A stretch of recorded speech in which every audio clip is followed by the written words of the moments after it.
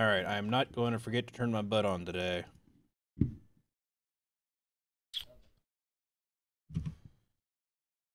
Wait, I have two butts. What's going on here? Must be comfortable. There we go. I was thinking it would be uncomfortable, personally, but Extra cushion.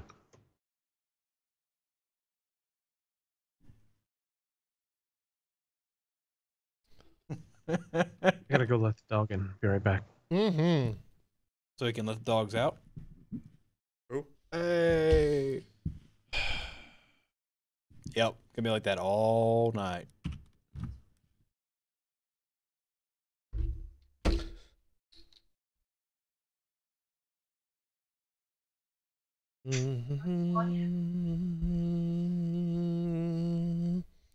Test. Yeah, it works. Test.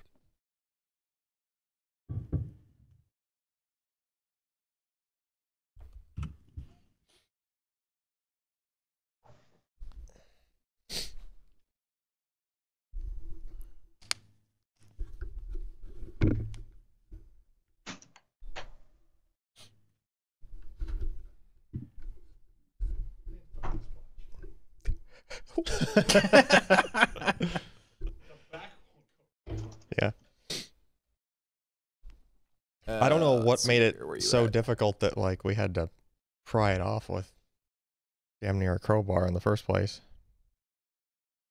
So we're gonna sit at there. I don't know where my headset. What is using the CPU? That was kind of impressive. Browser. Browser is using the CPU. What for? Whatever it wants to. That's what Chrome is for.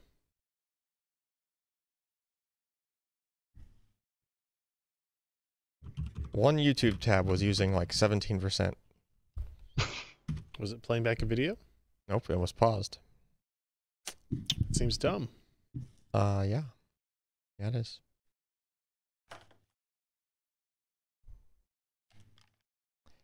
Yeah, so something about like the default Windows power profiles specific to this CPU. Like will not keep it clocked down if it's in the power saver mode. You know how power saver usually just keeps it like minimum clock or some threshold? No, it'll go like 3.6 gigahertz with it in low power mode. With the fans just like and everything. Yeah, I don't know. What were the fans like again? Hey, site's not live. That's why. Oh. Whoops. You got it? We were Or am I got it. I just did it. All right. It's Ken's fault.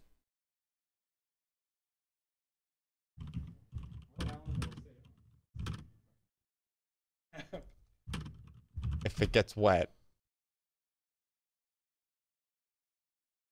Well. If it gets wet, then you'll be done wearing it. It'll air out quickly.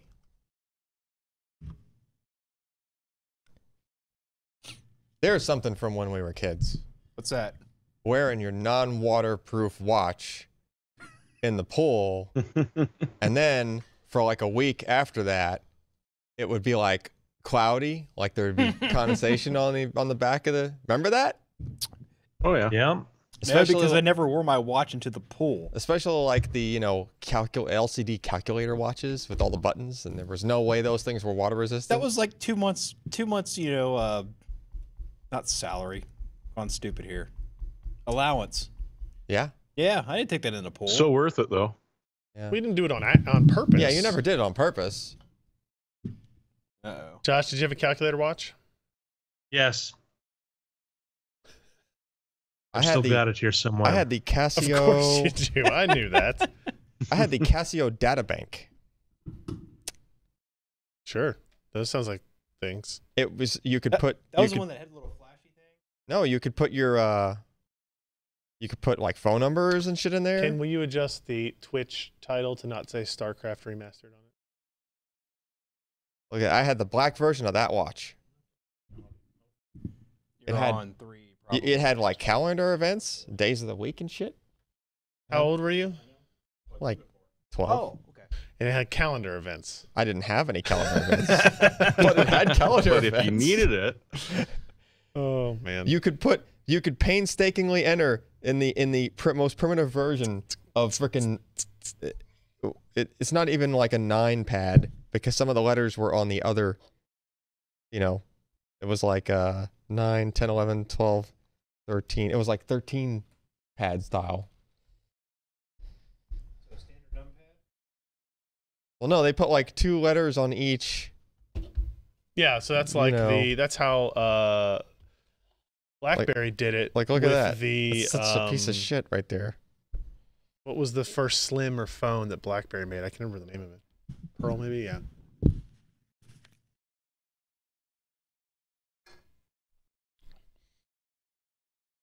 Yeah, You sorry guys, the site should be set to online You now. can- So if you go to pcpro.com/live, it will actually show. You can buy that watch The new thing. for $90. Maybe we should just leave the YouTube embed on there the whole time. Don't do that. I might get one of these watches. Great. It's on jet.com. That is a place on the internet. All right. Josh, can I hear you? No, you can't hear me at all. Nor do I really want to be heard. Jeremy, can I hear you? Ouch. Yeah. It's a real upbeat cast we got going here, guys. Huzzah. In a day. These DataPink watches utilize advanced technology to make sure the information is always easily accessible. Ooh. What are the advanced technologies again? I don't know, but this is like the, well, look at this. It's like the modern version of it. Like on one Wait a hand, minute. on one Wait. hand, we need to put an NDI transmitter on Alan's laptop, but on the other hand, I don't want to see what he's looking at. I think we should do that and just always have it in a little lower corner. What Just so you he's can looking always at, see what I'm so looking you at. can tell when he's not paying attention to what Yeah. we're doing. And he's just Oh, I had this one too. Oh, wait. That's not the picture that it was. all right. We're done looking at your watches. Make that a pick of the week if you want or The something. remote We can talk about control it at one, the end. man. We're It's a remote we're moving on. control. Remember the remote control one? For what? For televisions. It had IR My blaster first built TV in. remote was wired. Clicker. Yeah, it was wired. Think about it. Limited edition I DataPink have to. watches will bring you back to your school days. Do I It's have a They're green- making some assumptions about the age of the audience there. They are. They totally are. You know, like, hey, buddy, back off. So are we good to go? Is the picture set up correctly? We're doing that, whatever we're going to do here? Everything As seems far as I audio's know. in sync. Everything seems good. People in the chat room seem to understand what's going on. Well, that might be pushing. That's Can't change the debatable. title, so we're all good now on Twitch.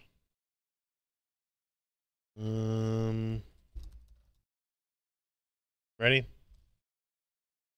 Up. Okay. Oh, it's the 23rd of August already. All right. Here we go. Yes, it is. That it is. 3, 2. Hey everybody, welcome to the PC Perspective Podcast. This is episode 464, being recorded on August 23rd, 2017. I'm Ryan Shrout. I'm Jeremy Hellstrom. I'm Josh Walrath. And I'm Alan Malventano. And look how golden colored now the background is. On the... Ooh. Was it not that color before? No, it was not. It was never that color. Oh, before. because of the camera, you mean? Yeah, Oh, okay. yeah. We're trying a different camera out today on the podcast. This is the first time we've hooked it up. So if it looks better or worse or or whatever, let us know either in the chat or in the comments after the fact.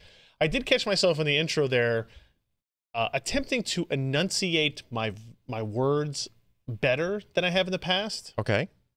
Because if you ever have listened to yourself on an audio format or a video, say you're watching YouTube and you turn it down to half speed on purpose or on accident. Really, it's totally up to you. Now it's on purpose after we did it the first time. And you listen to yourself speak and you suddenly realize the syllables and letters that you just leave off of Yeah. words Or you and just phrases. drift into them lazily Yeah. and you don't realize it, which makes you sound drunk when you slow it down. Yeah. Really drunk. It's really funny. I encourage you guys to try to listen to part of our podcast at half speed. Anytime you see Josh laughing or going red face, it's a really good half speed moment for you. I'm really disappointed that they don't allow quarter speed. Quarter speed they'll do, but they don't play the audio at quarter It's true. speed. So What's the point?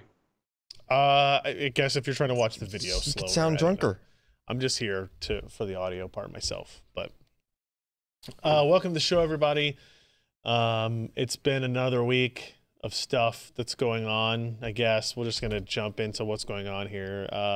PCPer.com/live.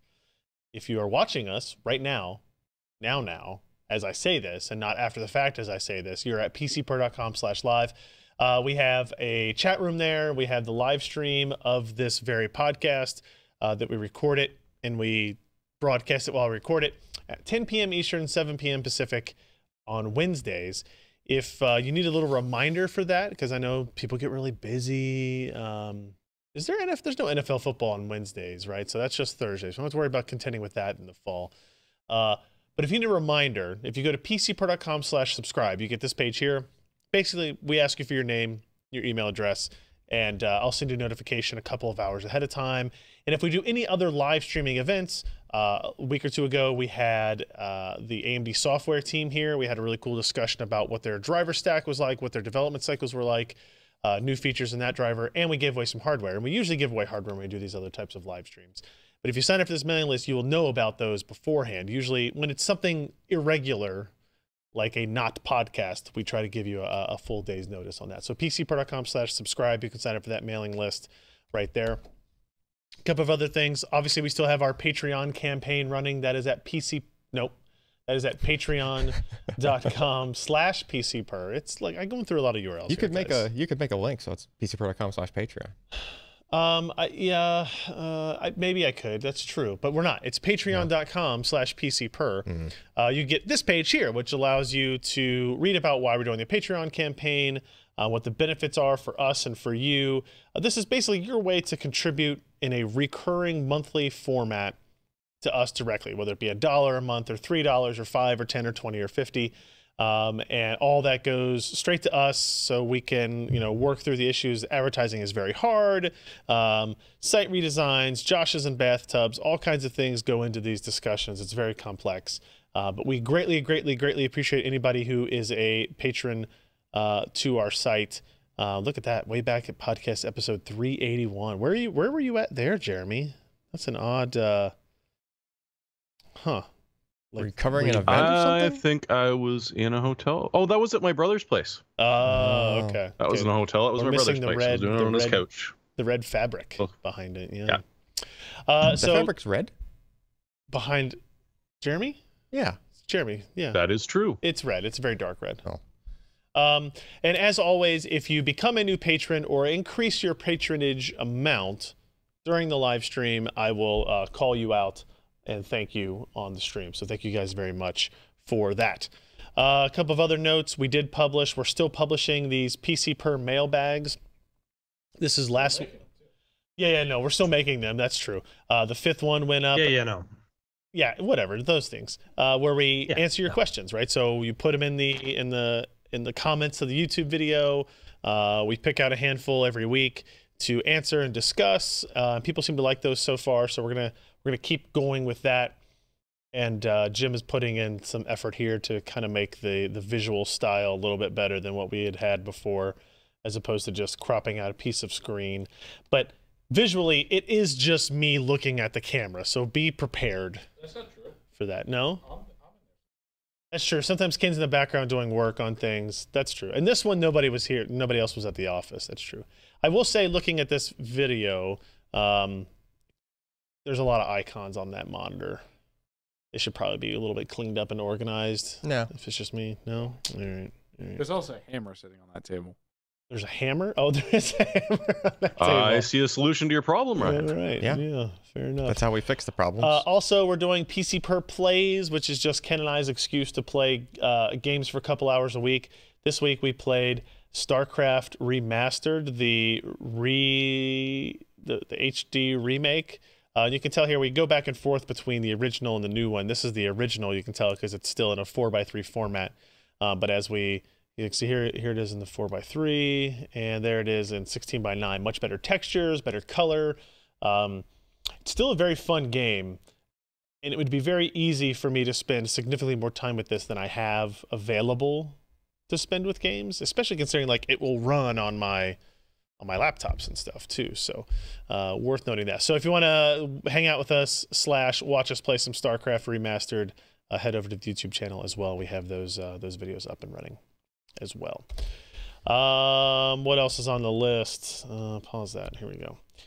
Jeremy, this weekend, right, is the 16th. No, I've almost said annual. It's not annual. The 16th PC per VLAN, right? You know it. The Frogs will be all together at 10 o'clock in the morning Eastern time on Saturday to start blasting the hell out of each other. I've put a link to the forum page where Lenny's got a brief overview of how to join up, how to make sure that you've got a chance to win some of the prizes that they'll be giving away, which some people behind the desk there might know some about what they are. True. But there were 50 people last time I checked. Wow. So it's going to be a big one. That's an awesome graphic. And it's going to be a hell of a lot of fun. It's a that image has been around for a long time. Yes, it has. It has been around for a very long time. So that'll be fun. Looking forward to that. I guess that's all of our pre-stuffs. So we want to talk about RX Vega a little bit here. I know you guys discussed it on last week's podcast. I was out of town. I was in Orlando with my daughter going to Disney World, just the two of us. A lot of fun. So I didn't know if, before we get into the drama that has occurred since the launch of RX Vega. There is drama. As I sit here today, I literally can't believe it's only been a week. Well, since. when you were testing it before that. Was it a week and a half? When did it actually launch? Thursday? Did it launch on Thursday? No, it launched last Monday. Yeah. Okay, so it's been 8 days, 9 days. I mean, it started like a month earlier when you started testing the other cards and stuff. Well, yeah, but I'm saying like so much, it seems like so much stuff has happened around RX Vega in the time since release that all this occurred in only 9 days. Like from my point of view, it's hard to digest everything and keep up while I was out of town and then over the weekend and trying to get a whole bunch of other stuff done. I'm trying to imagine like being in AMD shoes as they're trying to react and talk about and kind of message all these different things they need to do. But before we go into the new stuff, I guess I was going to ask was, does anybody on the show have any questions or anything that came up last week that maybe wasn't finalized or had other thoughts on or anything that I might be able to help with? How much does it cost? Pricing. That's later. We're going to get to that. Josh, what'd you say? Pricing. Okay. Yeah. That seems to be the thing. So we fundamentally understand where it stands, where both cards, the 64 and the 56, stand in terms of the pricing or the performance structure. Well, let's just spell it out for people real quick. The Radeon, the RX Vega 64 is near equivalent, a 1080 plus minus a little bit, 5% either direction. The RX 56, which is not even supposed to be available. Well, actually, it's supposed to be available in about five days. Is faster than a GTX 1070 by anywhere from 0% to 10-12%, right? Yeah. So there's actually a noticeable difference in performance between the RX Vega 56 and the GTX 1070 from NVIDIA. So they actually have, in theory, quotes, air quotes, in theory, sorry, I was going to try to tweet out that we're going to talk about this very specific subject. They might bring some people in. Performance benefits at that specific price point if pricing were to remain as a static thing. At the number that was provided yes. to everybody. So that's kind of what the issue is, right? That like we got briefed on here are the prices. And yes, the pricing thing was a little bit confusing because you had these packs that were $100 extra, but you would get packaged with, discount codes or whatnot, or whatever, coupon codes or whatever they're calling them for some games and some hardware. And then there was even more added confusion there because then Newegg started to want to bundle them together. So that was Newegg's form of a pack, was to actually get the monitor with the card. To kind of force it all as one purchase. Yeah, and even making that worse was, Actually, I'm curious if they're still doing that because that Samsung monitor they were bundling was like just a really bad example of a FreeSync panel. Yeah. I don't have one myself, but seeing what Steve at Gamers Nexus has been able to demonstrate with that particular display. Yeah. Now, I will say he didn't. Can you correct me if I'm wrong here? He didn't see those problems with that monitor with the Vega card that he had. He had a Vega 56, not a 64. Yeah. I think they all did the flickering somewhat, at least on the loading screens. No, No? I don't. I think he said he didn't see flickering on Vega 56. Huh. He saw it on Vega FE. Well, there He were doesn't have definitely Vega 64. there were definitely some issues more on the screen side that applied to, like, it didn't matter what card. Well, that's part of why it's strange is that he didn't see issues on Vega 56 and he did on the 580. I'm gonna bring I don't up Newegg here just so we're all on the same page while we start this discussion. So as I look at Newegg today, Yeah. you can actually get Vega 64s on Newegg with the games for $689, available that's to the add. bundle, Yes, which was supposed to be how much at the day? $599. Okay, so So they're $90 over what we expected them to be at. all right. Okay. Do they have any in stock of just the card? I mean, no. Doesn't look like it. No, nope, out of stock. Yeah. And that one was $719. You know, the water cooled was supposed to be $699. That's $799. So I don't know if they have a everything is pretty much listing. $90 or $100 higher. Yeah. Than it should have been. Wow, there's a lot of. The problem is when Newegg does these bundles like this, there's literally 1,000 It's like different every possible SKUs combination that show of- up. Yeah. So part of this problem, and maybe part of the reason that everything is $100 more expensive Mhm. now, is because of this rebate thing. Not customer rebates, right?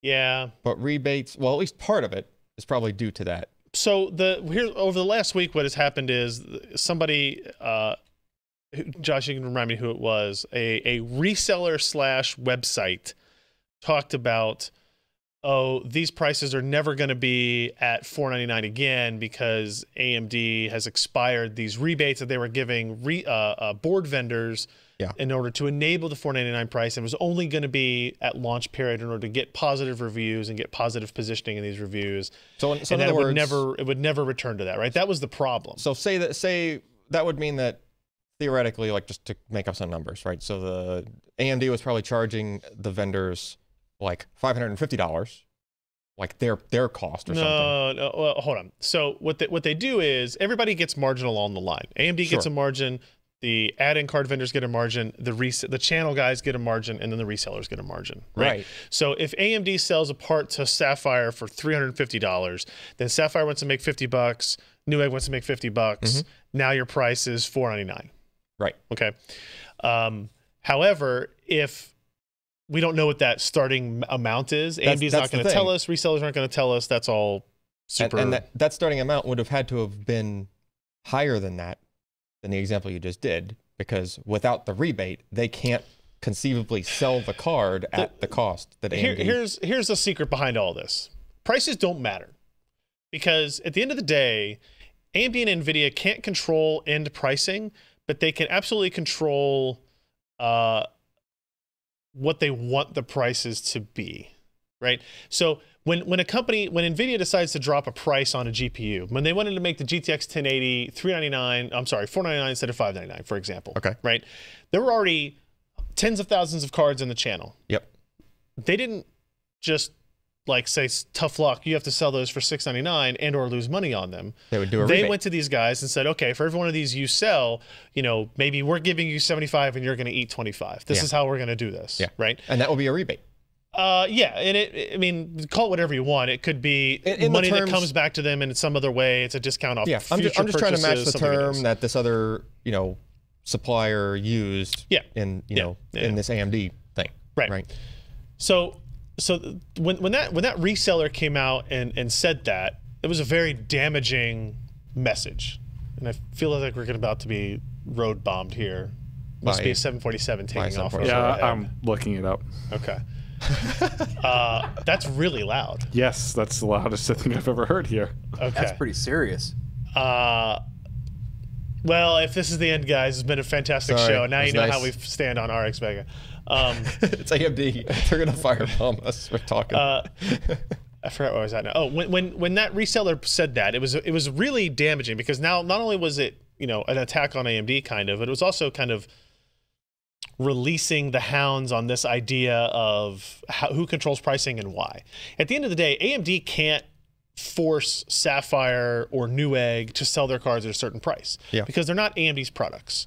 AMD sells them to Sapphire. Sapphire then sells them through Newegg or to Newegg, depending on how you look at it, right? And so there's legalities in terms of they're not allowed to control the price. So if Newegg wants to sell these Power Color and these Sapphire cards for $699, there's really nothing AMD can do about it unless they go in and say, hey, we're going to pay you $190 to discount your cards back to $499. Mm-hmm. That's essentially what they would have to do. So you'll get this money, but it's conditional. You have to have sold the card for this amount. Right. But if you're AMD, you're already on a super razor thin margin if you're not already losing money on this product. To go in and now rebate and try to coerce these guys down again is really like an impossible task for them. My understanding of things from talking with a lot of different people is that AMD did not artificially set like a first week price intentionally. Now, that being said, I've heard that basically the way they worked around this is they were planning to maintain the $499 price tag for some subset of product, right? Some allotment of product, but not all of it. Meaning that it would expire at some point. Or they would the quantity would expire. Like, hey, we're going to let you sell 5,000 cards at $499. Like, we're going to pay you to keep at least 5,000 at $499, but the other 25,000, we're not matching that. And so now market conditions will apply. So where that comes into an issue with how the cards were announced and how the pricing was announced is there was no caveat, there was no little asterisk. You're right.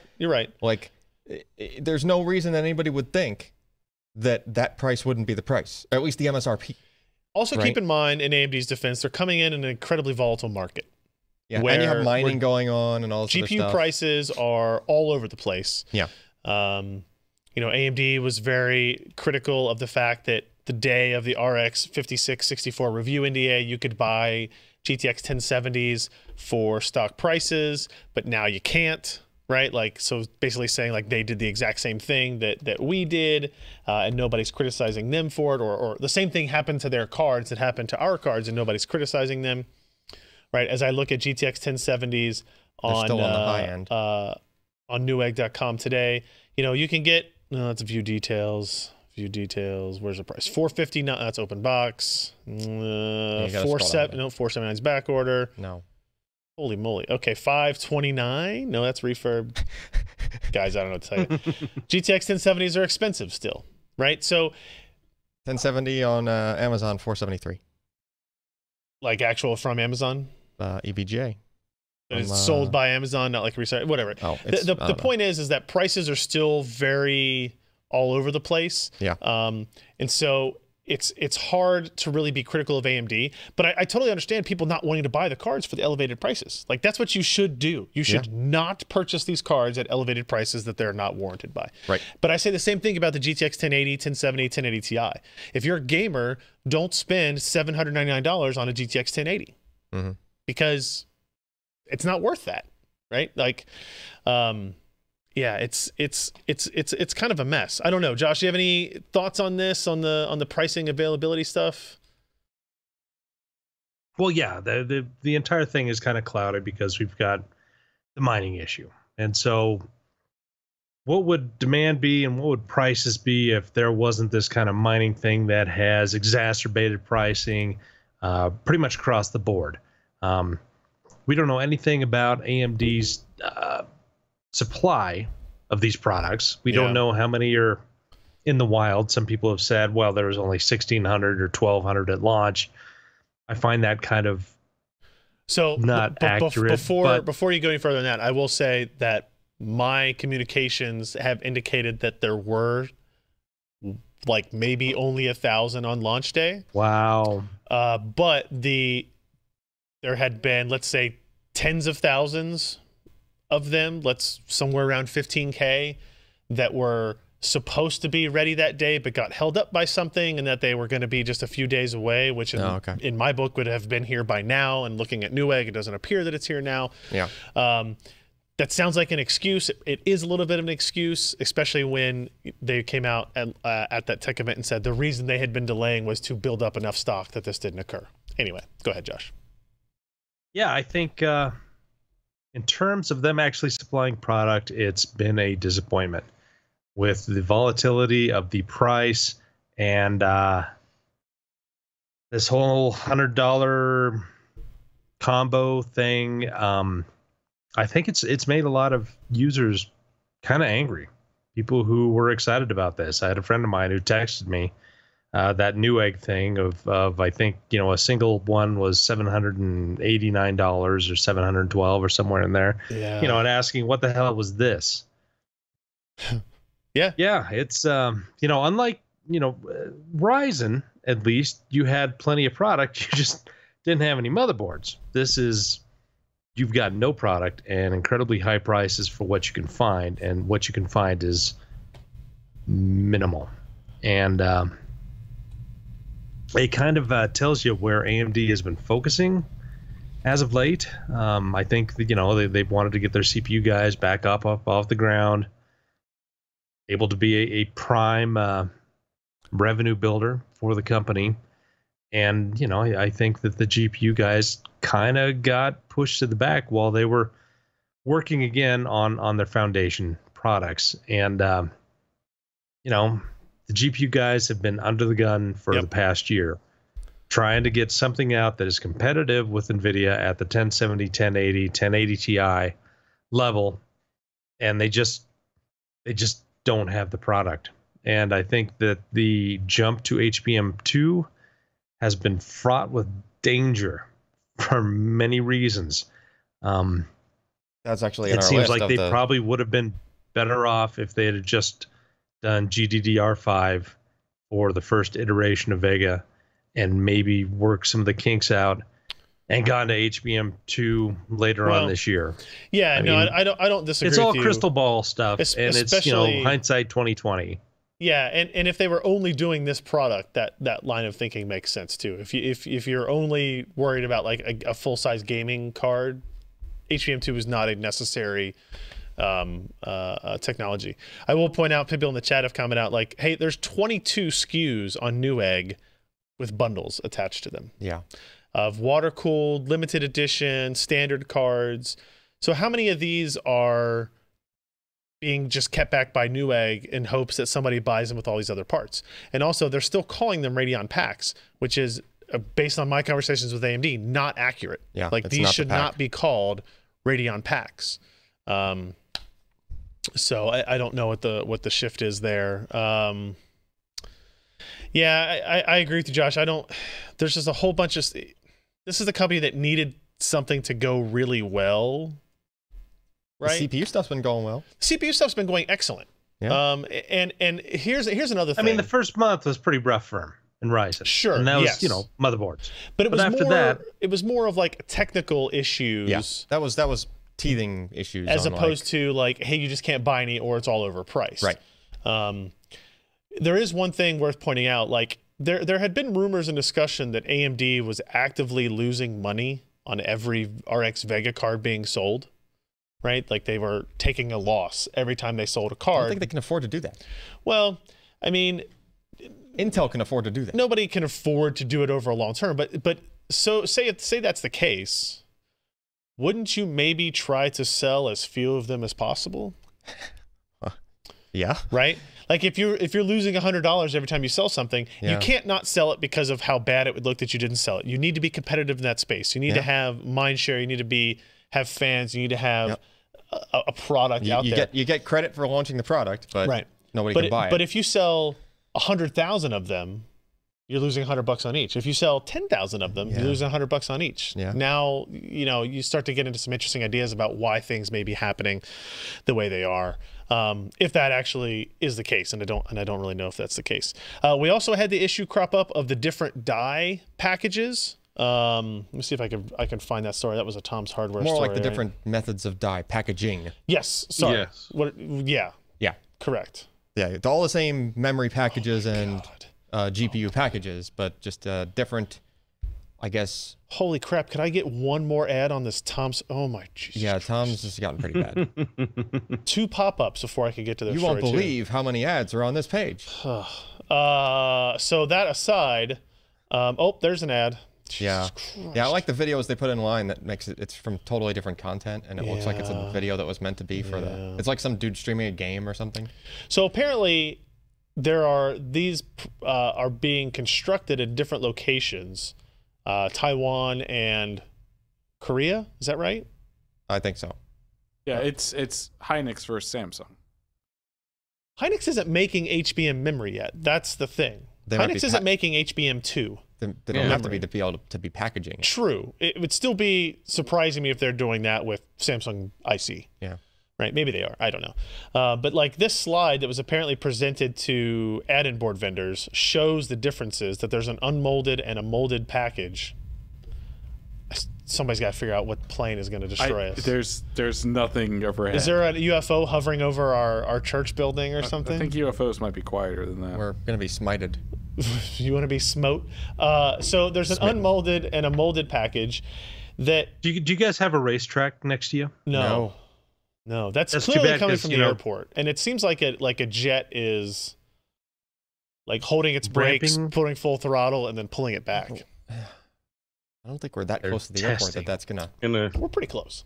slowly No, closing spiral it's that pattern with you in the NASCAR center. jet truck that's cleaning off the track, except they're cleaning off the road in Here front it of is your place. again. What the heck is that? I don't understand. Getting closer. So the packaging is different in that there is there's molding around the different packages, but also in one of them, in the unmolded, the GPU die and HBM are different heights. There's a 40 micrometer, 40 Yeah, micrometers micrometer. difference in height of the HBM and the GPU die. Like what the hell? Which honestly, in You terms gotta of have a different cooler for each of those. no, but here's Or you the can thing. add thermal pads. Well, what I understand is in terms of like That thermal blows. compound, 40 micrometers only to the memory. It's not like the memory is putting out so much heat that you absolutely need the perfect thermal interface Sure. for the memory, right? You need the GPU. Sure. You need it, right? Yeah. But like, so I just don't understand why there's that big of a. First of all, there shouldn't be a difference in freaking. But also there's the potential to be not level. yeah, there's the potential for the heat Right. sinks So not now go if the on level. heatsink is not making the best contact with the GPU die, Yeah. because of that, that's another potential problem. Yeah, that's where the problem comes in. I don't know. So this is one of the molded ones you can see here. It's got kind of like this grayish thing. We have That's a what die that's what we took sitting right pictures of there. for the review. Oh, that's the one we have there. Okay. Well, I don't know if it's the one. There's you had one right stand there on that thing, but I mean, let me see it's which kind one of a that dead is. one. And then this is one, a third variant apparently for the RX Vega 56. This is unmolded. So yeah, this one is completely unmolded. Yeah. And as I look at it, there You is can tell. clearly a height difference in those two products. You're not be able to see that even with our fancy new camera, but that's clearly the case. If you take this and you put it on something flat, It's gonna rock back and it forth. definitely rocks. Yeah. It's Yeah, not great. so It's not great. that's not a So good I mean, idea. even and they talk about a difference in ASIC height and how to adjust for that. Single thermal solution designed to accommodate heat difference requires evaluation of its impact to ASIC pressure. Oh man, nominal height difference is around 0.10 millimeters. So Yeah. I don't know if this adds any of the drama to it. It's just added drama to the whole story of what it is. I don't know, if this is a cost saving measure. Is this a they're not using different memory yet. They've spun up Hynix yet. I don't know why they're diving into that. Maybe they're different ICs, but oh look, here's more ads about why doctors in the know no longer prescribe metformin and stuff. Any thoughts on this, Josh or Alan or anybody, about like what difference it makes that this packaging is different and if we should care? Just adds confusion to their whole like supply chain and like production chain, right? Like now you have Especially if you're a board partner getting Yeah, now you- boards, I assume now you they're have telling you which ones you're going to get. so these guys have but- to now experiment with different ways of mounting the heatsink to now we got this other batch in and they're this other kind, Yeah, right? So it's potentially. like, And so what SPC and them are going to have 3 different SKUs for Threadripper coolers? I mean, probably not, but people are going to complain. Right. Is Yeah. that one like a tenth of a millimeter? It's For Threadripper? it'll be filled with Tim, right? But at the same time, it's a little bit unbalanced. So the heavy-handed among us could well do a little bit of damage to what seems to be a fairly fragile chip. It was a bad idea, even if they saved a lot of money with it. It's just adding confusion where you do not want any confusion whatsoever. You don't want something that people can nitpick about. It'll also add a lot of confusion for anybody trying to water cool their GPU if they're into that. You can't just buy the water cooler and slap it on there now. Now you have to pop your heatsink off, see which one you have, and then potentially do some kind of different procedure. You know, I mean, someone could probably somebody could probably make like a really thin shim or something that's just you put a layer of thermal compound on either side of to bridge that gap Perfect. or something like Shims that. again. It just, you know, Something yeah. monkey doing something to a football. That's the only impression that I get from this launch. Just adding a headache. And then the other thing I had on our bulleted list here was all the people now discovering that the VBIOS is locked on these cards. Oh yeah. That you people can't do the same types of mods to the BIOS that they have done before. AMD hasn't come out with like an official message on it. My indication is that the messaging is around some kind of like Microsoft Secure Boot requirement, which just sounds like horseshit. Well, it sounds odd because NVIDIA sells graphics cards and they don't have the same kind of lock in place. Yeah. Now, the Vega GPU has an ARM-based security coprocessor embedded in it, just like the Ryzen processors. Okay. So there may be some complication with that, right? So what is that thing for? I don't know. I think, seems weird. Honestly, I think for the consumer space, it's probably nothing. But as you get into enterprise level, maybe I think it's part of TPM. Oh, so if you want to build something that is completely and fully TPM, even the graphics cards need a little bit of a something in there just to make sure that it can't be changed without alerting everyone and their sister. Right, but this is a consumer card. Yeah. And that's why you don't even spend the money to put it in there. Yeah. Well, I mean, yeah, it's already in the die, so it's whatever. It is what it is. So yeah, so people who were used to updating VBIOSes, people who were thinking about, hey, can we move the VBIOS from the liquid-cooled card over to the air-cooled card and see if it will change our parameters for stuff. Or heck, even change your like built-in fan curve or something on the card if you wanted to just change it. Yeah, I mean, you can still do some of that in software. The software's kind of buggy, so again, it leans back to the fact why people would do that at that level. But there have been some editing of what's called the power play tables, which is apparently something that you can still get to within Windows. It's kind of like maybe like a registry level thing, I believe. Yeah. So people have been like increasing power targets and stuff like that. So there's still some work that can be done. Okay. All right. So that's kind of where we're at with Vega, everybody. Yeah. I guess we'll just check in next week and see. Right? I don't even know. Like, you know, have you ever watched Gym Class for little kids? I mean, and they're playing dodgeball, right? Yeah. And there's the one kid in the corner that's chasing after a ball, right? He reaches down to get the ball and he's almost got it, but then he takes another step and he kicks it out ahead of him. And so he chases it some more and he tries to grab it, but his feet don't know what his hands are doing, and he kicks the ball again.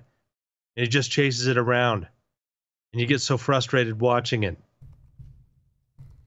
This is where we're at. Yeah. Ken, did you figure out what that is?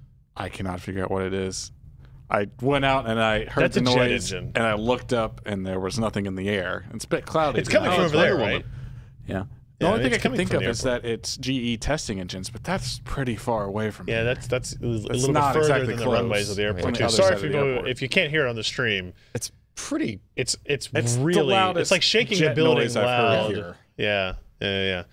All right, before we get into our next stories, I do want to mention that Edsel Malasig edited his pledge from $3 to $5 at patreon.com/PCPer. So thank you very much for that, Edsel. All right, let's try to run through some other things. First up, 8th generation Core processors are coming soon from Intel.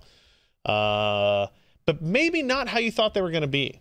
So it's not uncommon for Intel to say announce the 15-watt generation, the 15-watt part of these of a new generation. It's a pretty cool idea. They're actually moving the 15-watt parts to be true quad-core with hyperthreading, a Core i7 and i5 designation. So if you look at this table, on mobile parts, 15-watt parts that would be in this, like, laptop, will have quad-core configurations in them. Right now, we're all limited to, even the Core i7s are dual-core hyper-threaded. Yep. With the move to the 8th gen, it's going to be quad-core, hyper-threaded. You're going to have these huge gaps in base clock and boost clock. If you look at this table, right? So like the flagship part has a base clock of only 1.9, but a max turbo of 4.2 gigahertz. That is incredible for a laptop part. It's huge. Well, so the 4.2 is not that much higher than where we're at with some of the Core i7 parts today. Oh, yeah, I know. Right? And keep in mind that max turbo will only be when like one core, one thread is really running. Yeah. Right? And the reason the base clock has dropped, if you look at last generations, base clocks were 2.8 and 2.7. And we're dropping almost a full gigahertz. They had half the number of cores, though. Right. Yeah. And so now the base clock is what, at a 15-watt TDP with that type of thermal solution, you'll be able to run all 4 cores at 1.9 for a sustained period of time. Yep. Now, in reality, what I expect from these machines is that your clock will be somewhere in between that, closer to the 3+ side the majority of the time. It'll probably do, I mean, it's not in this table, but they're still going to have don't they have like a couple of layers worth of the turbo now, where it's like if it's 2 cores that are maxed, then you get some kind of in between. There's like different steps of what the frequency will be. I haven't gotten those specific tables yet. And it may be that with this generation, I would expect and I would hope Intel is going to work with their partners and be a little bit more flexible in that regard. Like if you have a little bit better cooling solution, you should be able to sustain higher clocks for a longer period of time. Yeah. Right. So the whole idea here is not that you're going to use a 15-watt TDP processor in a laptop for your full-time editing machine because now it's got quad core, right? Think of it more as for people who are using ultra thins, thin and lights, 2-in-1s, like the Surface Pro or whatever. When you do bursty multi-threaded workloads, they will happen quicker, right? And for single-threaded workloads, you still have these really high max turbo clocks. DDR4 memory speed's a little bit higher, cache speed a little bit higher. The UHD graphics instead of HD graphics, no performance changes. However, prices are higher, about $20 higher than the other ones. But obviously, pricing when you get into OEM sales like this is very determined on other arrangements and deals they may have. Now, what is interesting about this is that these are still Kaby Lake processors. They're calling them Kaby Lake R or Kaby Lake Refresh. So the 8th generation is starting with Kaby Lake Refresh parts. That being said, they did come out and publicly say that 8th generation will span Kaby Lake, Coffee Lake, and Cannon Lake.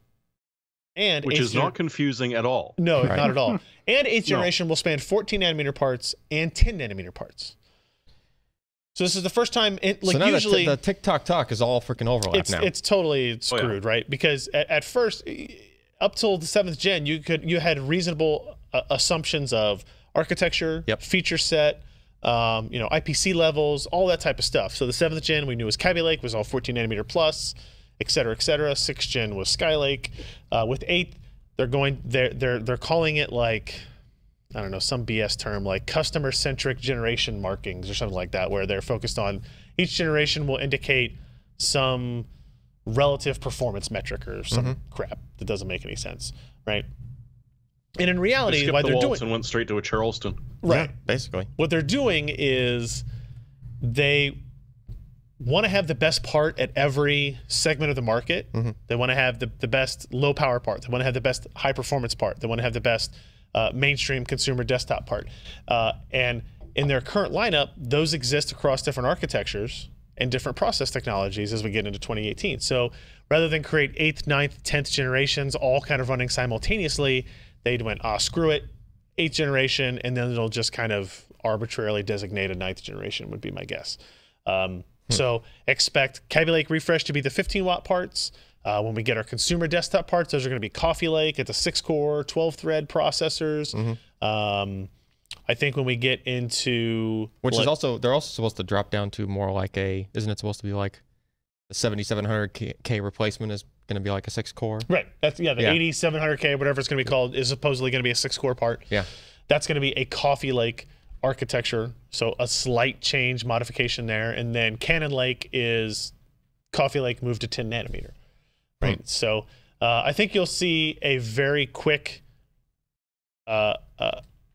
like aggressive move forward on a bunch of these areas as Intel now has to deal with competition from Ryzen, competition from Threadripper, competition from, like say Qualcomm entering into the thin and light notebook market with Snapdragon on Windows 10. There's a bunch of areas where they're kind of like scrambling to catch up, and Intel's now going to go with, okay, all these technologies that we have kind of been slowly doling out because we have all these leads in these different areas, right? And no competition from AMD or what have you. Like, okay, turn on the faucets. Let's get these products out here. And so anybody who was sleeping on Intel as like somebody who didn't have the technology to compete is going to be sorely disappointed. They have the technology to compete. Yeah. They just needed the They competition. had no reason to turn on the faucet. to do it, right? Yeah. So it'll be interesting to see where that turns. We don't have Sebastian on here or Jim to talk about their respective reviews, so we can kind of just breeze through these as we approach the first hour of the podcast already. The ECS Leva Z Plus Intel Kaby Lake Mini PC. The Nook. It's like a Nook. The Nook form factor continues. This time, the Nooks as of late Kaby have Lake. gotten thicker, They and have. this one is back to like the original Nook. I think it's a little bit bigger Wider? footprint. Maybe a little bit, because the number I of ports think- across the front of it there's a decent number of ports on there. So But these are using Kaby Lake parts, Core i5 up to a Core i5 7300U, so dual core hyper-threaded processors, like we were just talking about from the previous gen. Storage support, they have an M.2, but no like SATA ports necessarily. They have an M.2 port that can work in either SATA or PCIe. 2 gigabit LAN. You've got lots of USB 3.1 ports, 3 of them. And a USB 3.0 Type-C port as well, HDMI, mini display port.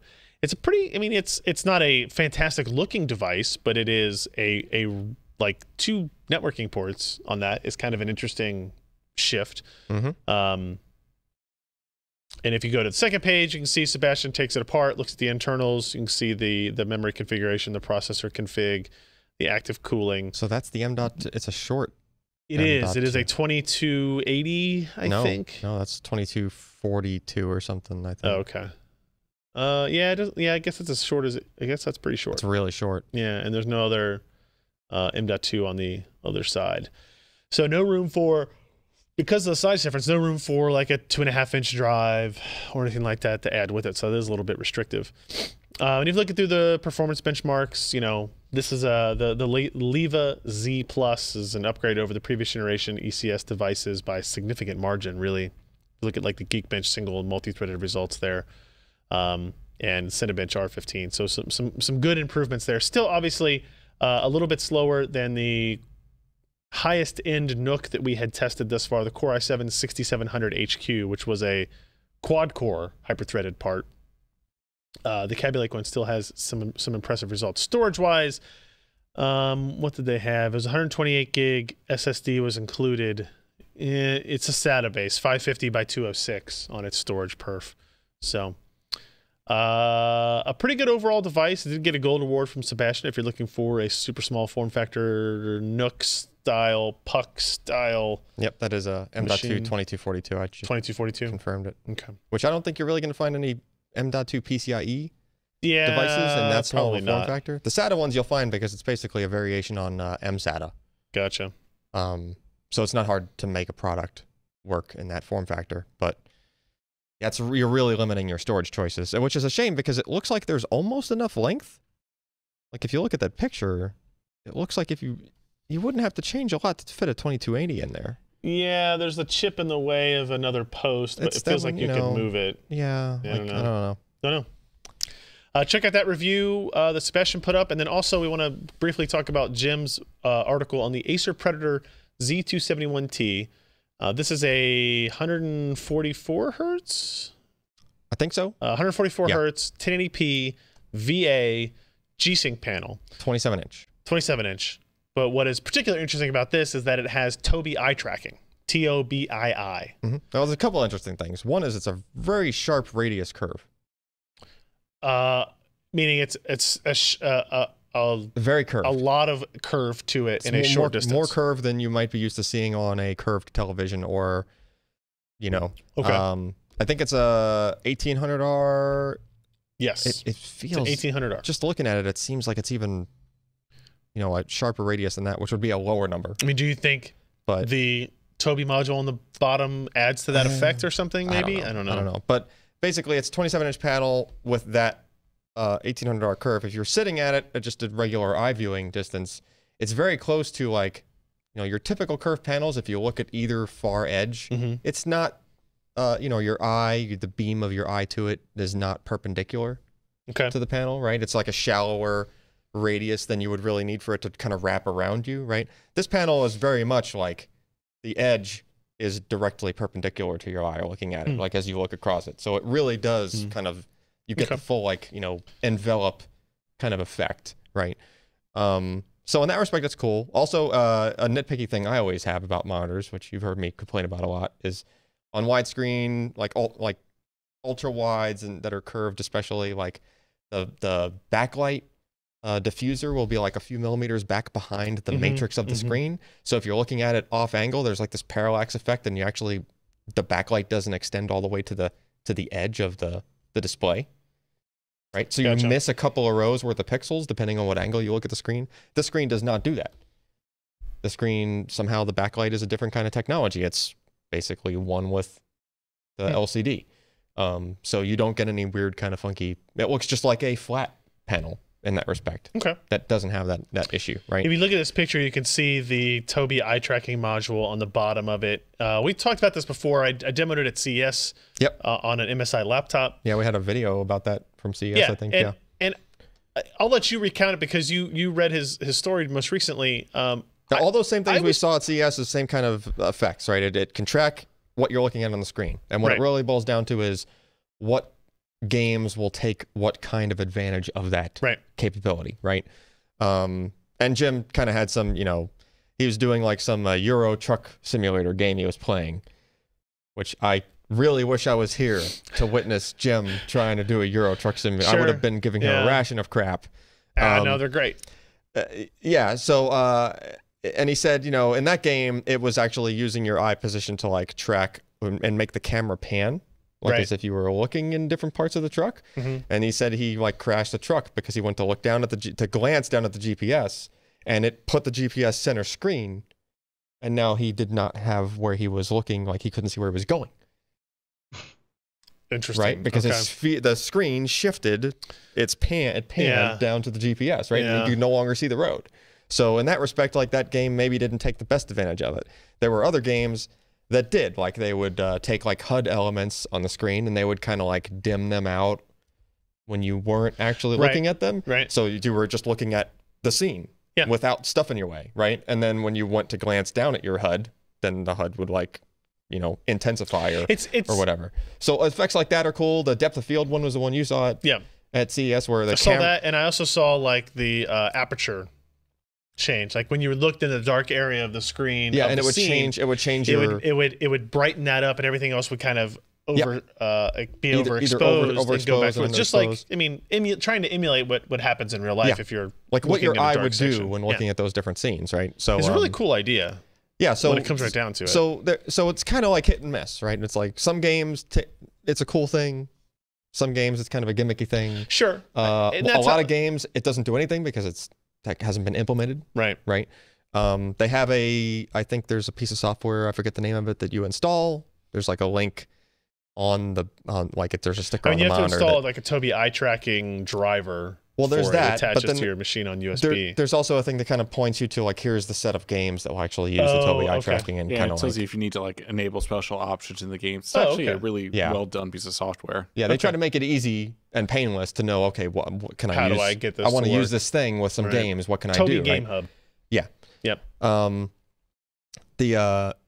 We did color calibration on the panel. You know, the colors weren't great out of the box, but it calibrated, you know, pretty almost perfect. Like the red was a little bit off, but You know, I mean, decent panel. He did have, I mean, worth mentioning, although it's a sample of one, is that after a few days of use, our particular module just like stopped working on him, the Tobii module. Yeah.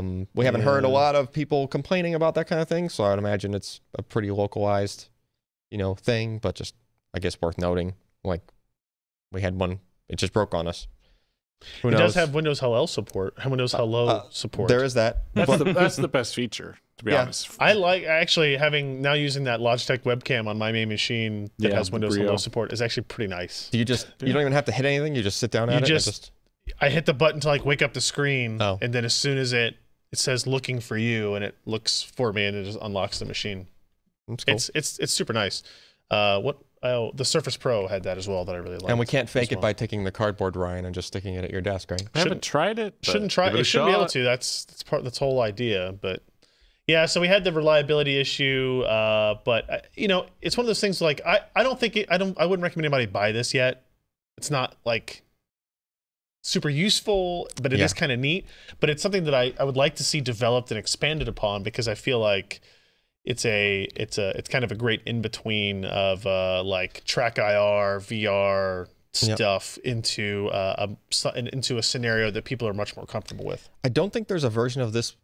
If I remember correctly, when this came out, I don't think there was a version of it without Tobii that had the same radius and the same everything else. Maybe not. Yeah, like, probably not. Which I complained about then, and I'll continue to complain about now, because they're still not. I mean, I think it's a cool. Yeah, like a 1080p VA 144 hertz G-Sync panel, which would normally be a relatively low cost thing for what it is. However, the Tobii stuff adds cost to it, an unknown amount of cost. And, we don't know, NVIDIA and their G-Sync stuff, they kind of do that on purpose. They don't like to have directly competing feature match parts if they can help it. So, well, I don't know a FreeSync equivalent with like a curve like this and all of those other like, you know, yeah. A couple of other things. Sebastian also posted a review of the Corsair Void Pro RGB wireless SE gaming headset. There's a lot of names here. The Void Pro RGB wireless SE. Those are all important postscripts to the name Corsair Void, because there are a lot of different Corsair Void headsets out there. This one got a really good review from Sebastian. He really liked these. They're as the name implies, 2.4 gigahertz wireless, RGB lighting, surround audio with Dolby Headphone 7.1, up to 16 hours of battery life, 50 millimeter neodymium. Neodymium. All right, drivers. Apparently a very high quality microphone, better than most. Which is surprising, because usually the microphones are crap in these headsets. Yeah, we've seen a kind of a trend of that. The Logitech 533s had ones that had like the cloth to them. Had a really, really good microphone compared to previous ones, and this one is apparently very similar. Here's the problem with microphones. You can't necessarily just review one of anything and say the microphone's great with these kinds of microphones, because there literally they vary a lot in like manufacturer quality. Oh, really? Yeah, like you'll get a good one, you get a bad one, like. Really? You get a bunch of mediocre ones. Yeah. So it's just a Corsair to send Sebastian 100, and then there we go. So, okay, we'll get Corsair, at least 3 figures, 100, maybe 200 Try headsets. them all. Try them all and measure catalog recording audio quality. And then we'll make an audio file of him saying the same sentence on all 200 headsets, playing back to back to back to back to back. And Alex will edit it together. And we'll have a really good piece of content there. Ooh, so we can do double blind testing? Yeah, exactly. All right. Exactly. Another gold award here from Sebastian on this. $129. They're a little bit steep. But if you look at kind of like the Logitech 933, 633 wireless headsets, they're in that same type of range too. So apparently a really good headset here from Corsair. Give that review a look, if you will. All right, news items. The 8th generation processors already show up in products. Ken, what was this one? This was the Acer Nitro 5 Spin. Yeah, I don't know anything about the Acer family of notebooks. We reviewed the Acer Nitro something rather like a year and a half ago. The last generation one. We did. Okay. That was like the traditional kind of thicker gaming laptop with a quad-core CPU in it and a 1050 for like $600 ish. All right. So Nitro is their gaming line. This is sort of their gaming ultrabook, which sounds like a stupid idea until you realize this has now a true quad-core CPU with hyperthreading in it and a GTX 1050. Yeah, that's pretty good. That's pretty good. Wait, for did the you say GTX 750? 1050. 1050. 1050. Okay, thank you. Not a 750. He didn't go back 3 years ago. So this is, I mean, we had this debate when we first looked at our like external graphics docs, right? Mm-hmm. The process, this ThinkPad Ultrabook that had a dual core processor was really struggling on the CPU side. Yeah. In terms of even if you had a discrete external GPU on the machine. So when we start to see more of these machines with those quad cores, when they're plugged in and you're not worried about battery life and maybe the thermals can spin up a little bit more, that'll be an advantage. Yeah, I mean, it'll be interesting to see what the throttling does with these quad-core parts Correct. while gaming. They're probably going to run at pretty low clock speeds under those conditions, but I'm excited. But hey, the 8th generation parts are already showing up in systems. Well, announced products. Yeah, Intel said they would be shipping like first week of September. Oh. Not necessarily these machines, but that machines with the 8th gen 15-watt parts would be shipping. Bring it on. Yeah. Also today, this happened today, Samsung unveiled the Galaxy Note 8 smartphone. Josh, you picking up a couple? 7. So you're going to pick up 7 Note 8s? But then they're going to explode if you have Note 7. Yeah, don't get the Note 7s. And also, apparently, I've been typing it wrong because I think Sebastian made the same joke here. Note 8 is one word. But the 8, I don't like that. Like, I think AMD is doing Vega 64 on one word. In front of it all. What if you put what in front of it? An A in front of that. A Note 8? And Note 8. Oh, see, that would be good because they got the S Pen and stuff. See, you thought you were making a joke, but now they're really going to do it. Yeah. This is they a can giant send the phone. checks to Laramie, Wyoming, care of Josh. Okay. Walrath. Okay. Yeah. All right. I'm sure if I just put that on a box, it'll find its way to you. It will. In the U.S. market, this phone will be using the Snapdragon 835. It's got a 6.3-inch AMOLED 2960 by 1440 resolution display, because why not? It's a little bit, it's not that much bigger than the Galaxy S8 Plus. Yeah. In physical form factor. Yeah, in physical form factor. It's taller, and it has squarer edging, which, according to the tweet from Pat Moorhead, said it felt much easier to hold in your hand than the S8 Plus. 6 gigs of memory, 64, 128, and 256 gigs of storage options. Dual rear cameras. You got a wide angle in the telephoto. 3,300 milliamp hour battery. That battery seems smallish to me for the size of the device. Yeah, I don't know what's in the S8. Yeah, I don't know. I don't remember. Shipping with Android 7.1.1. You know, of course, unfortunate because Oreo was just announced last week or this week. It's on my phone. Yeah, it's on your Pixel XL. The screen at the presentation was amazing. Oh wow! Look this at that. It's hard to tell in this picture, which is actually one of the benefits. Like, this is 2 big screens back here, and then the floor was also a screen. Yeah. And they were merging it into one thing. Now, depending on the camera they used, the white balance between the two was bad, or maybe it was the viewing angle was setting off some of this stuff. What is it that they were like? Like they're projector mapping onto the floor as well as the screens, so it created like a one screen effect. Oh. I don't know if it was projected or if it looked like if on some of the close shots it actually looked like they had a tile of actual monitors. Maybe With with a clear there was a woman in because the person was not casting casting a shadow where the projector would be. Oh, cool. Yeah. Yeah. So either it was It was projected really from cool. below Nice. magically, or it was screens. It was neat, and it kind of took away. So it distracted me from the actual product itself. I'm excited about it. There's a whole bunch of new stuff in here. Read Sebastian's write-up on it. My favorite thing is I love the idea of styluses. I don't use them regularly enough because other reasons. But the idea, like, they have this thing where if the screen is off and you take the S Pen out and you just start writing on the off screen, the locked phone screen, you can just take notes that way and hit a save. That's how you get a lot of crudely drawn dicks on your phone.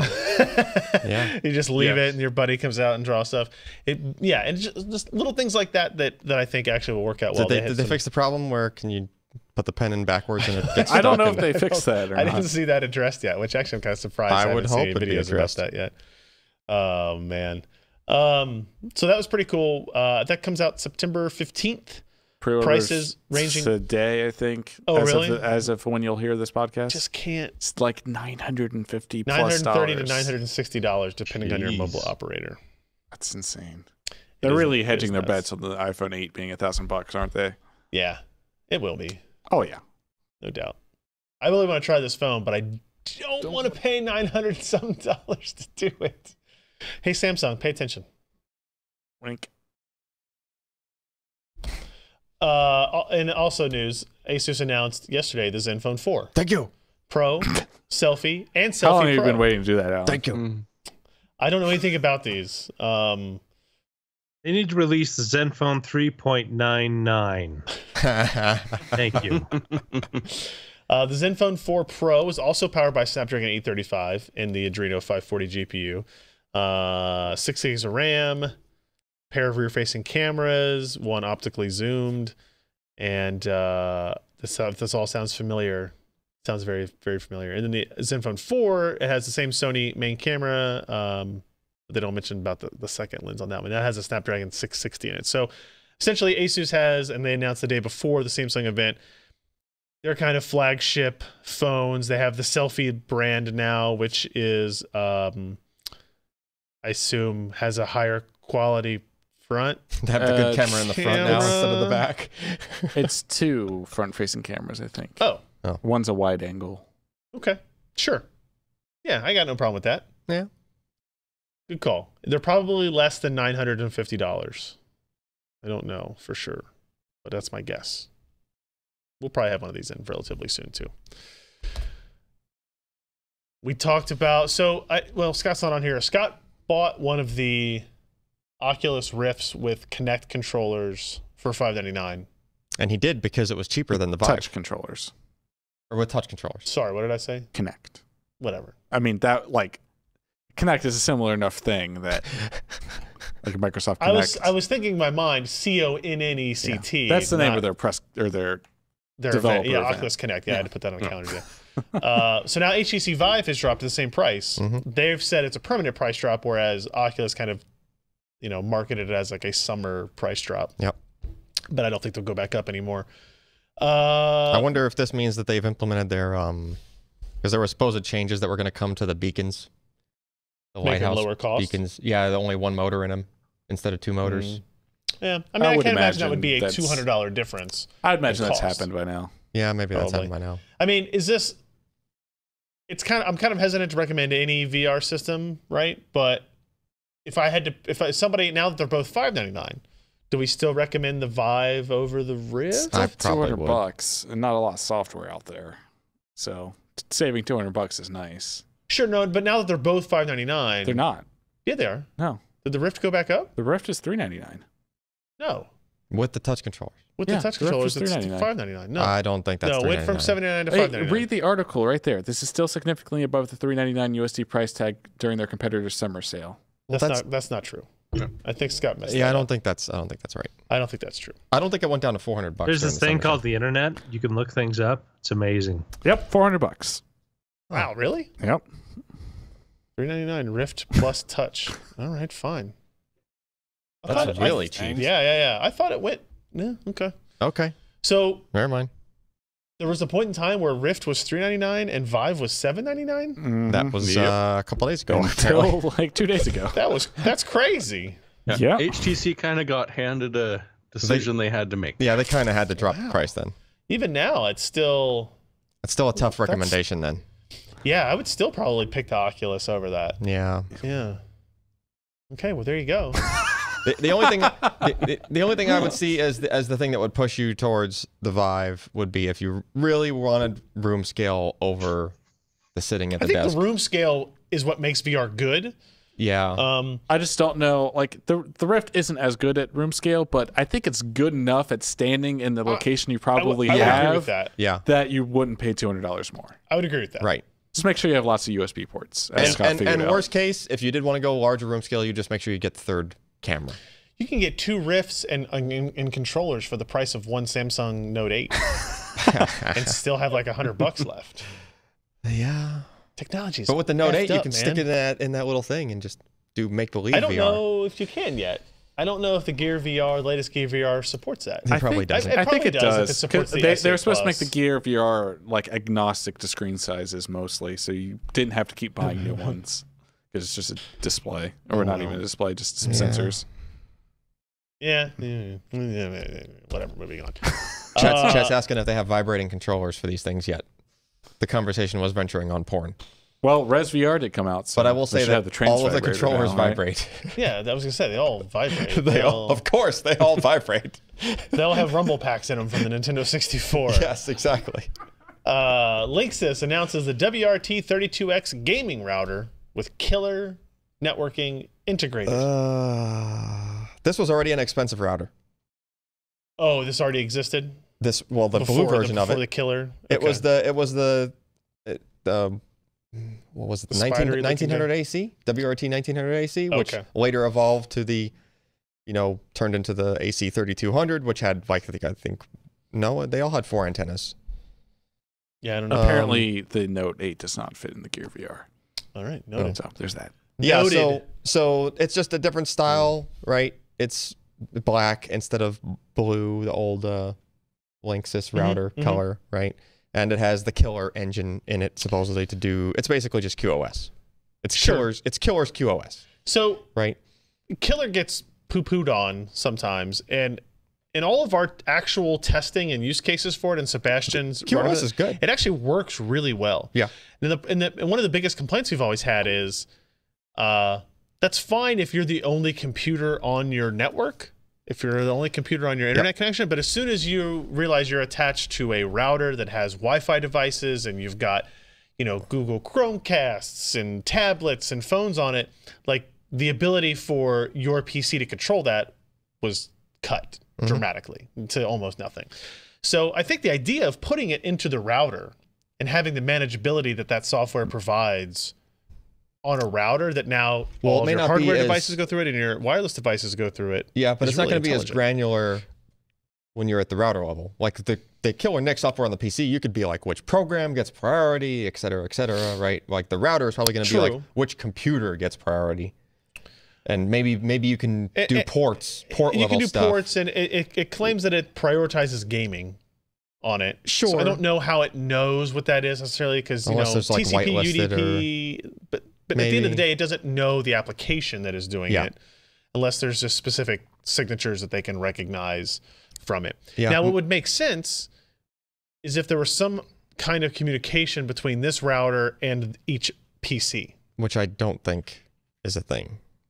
No, I'm maybe pretty not. sure it's not a thing. It sounds like a great idea. I just don't think it's a thing yet. Right. And I don't know how that communication would really take place. Yeah. Like if it would just be, communicating with some kind of VM on the router and saying, hey, I'm going to, like, basically, I'm sending you these packets. Give me priority. My bigger concern here would be this is a router, not a PC. In other words, usually you have the killer NIC software doing your prioritization, and it's doing it in software, like on the PC side, like to do all that stuff, where you have the resources of your CPU Compute and resources. your compute resources, right? Sure. Compared to the compute resources in the router. This has a 1.8 gigahertz dual core processor. Right, which I think They is don't very say what, similar but- to even what the 1900 AC Oh, Yeah, that's has. pretty standard for routers these Is it? days. Yeah. I know that's That sounds crazy cool. So to say. I have the 1900 AC, and I've tried different open source firmwares on it to add QoS. Yeah. And actually, most of the QoSs that I've tried have choked to some degree and not been able to hit the 300 megabit of my connection. Whereas if you But enable if you the QoS, disable the QoS, it oh yeah, can. you disable it, you go full okay. speed, no problem. But as soon as you enable it, regardless of where you try to throttle, you just kind of artificially limit it based Interesting. on like processor overhead of trying to do the okay. QoS, right? So I don't know. I would imagine their implementation's probably very finely tuned by now since they've been doing this for forever. Right. So maybe it can handle higher speeds. I talked with them today or yesterday, and I think they want to come out and do another like live stream with us and talk about it, and maybe do some demos and stuff. Well, I mean, we have a good connection here to try it with. Yeah, that's true. See. If you want to demo the QoS, this is a good connection to do it for an entire network type of devices. So, $329, which is still ludicrous to me for a router. That's really high for a router. But like for high-end routers, that's pretty normal these now. days. I know. I've seen routers for $399.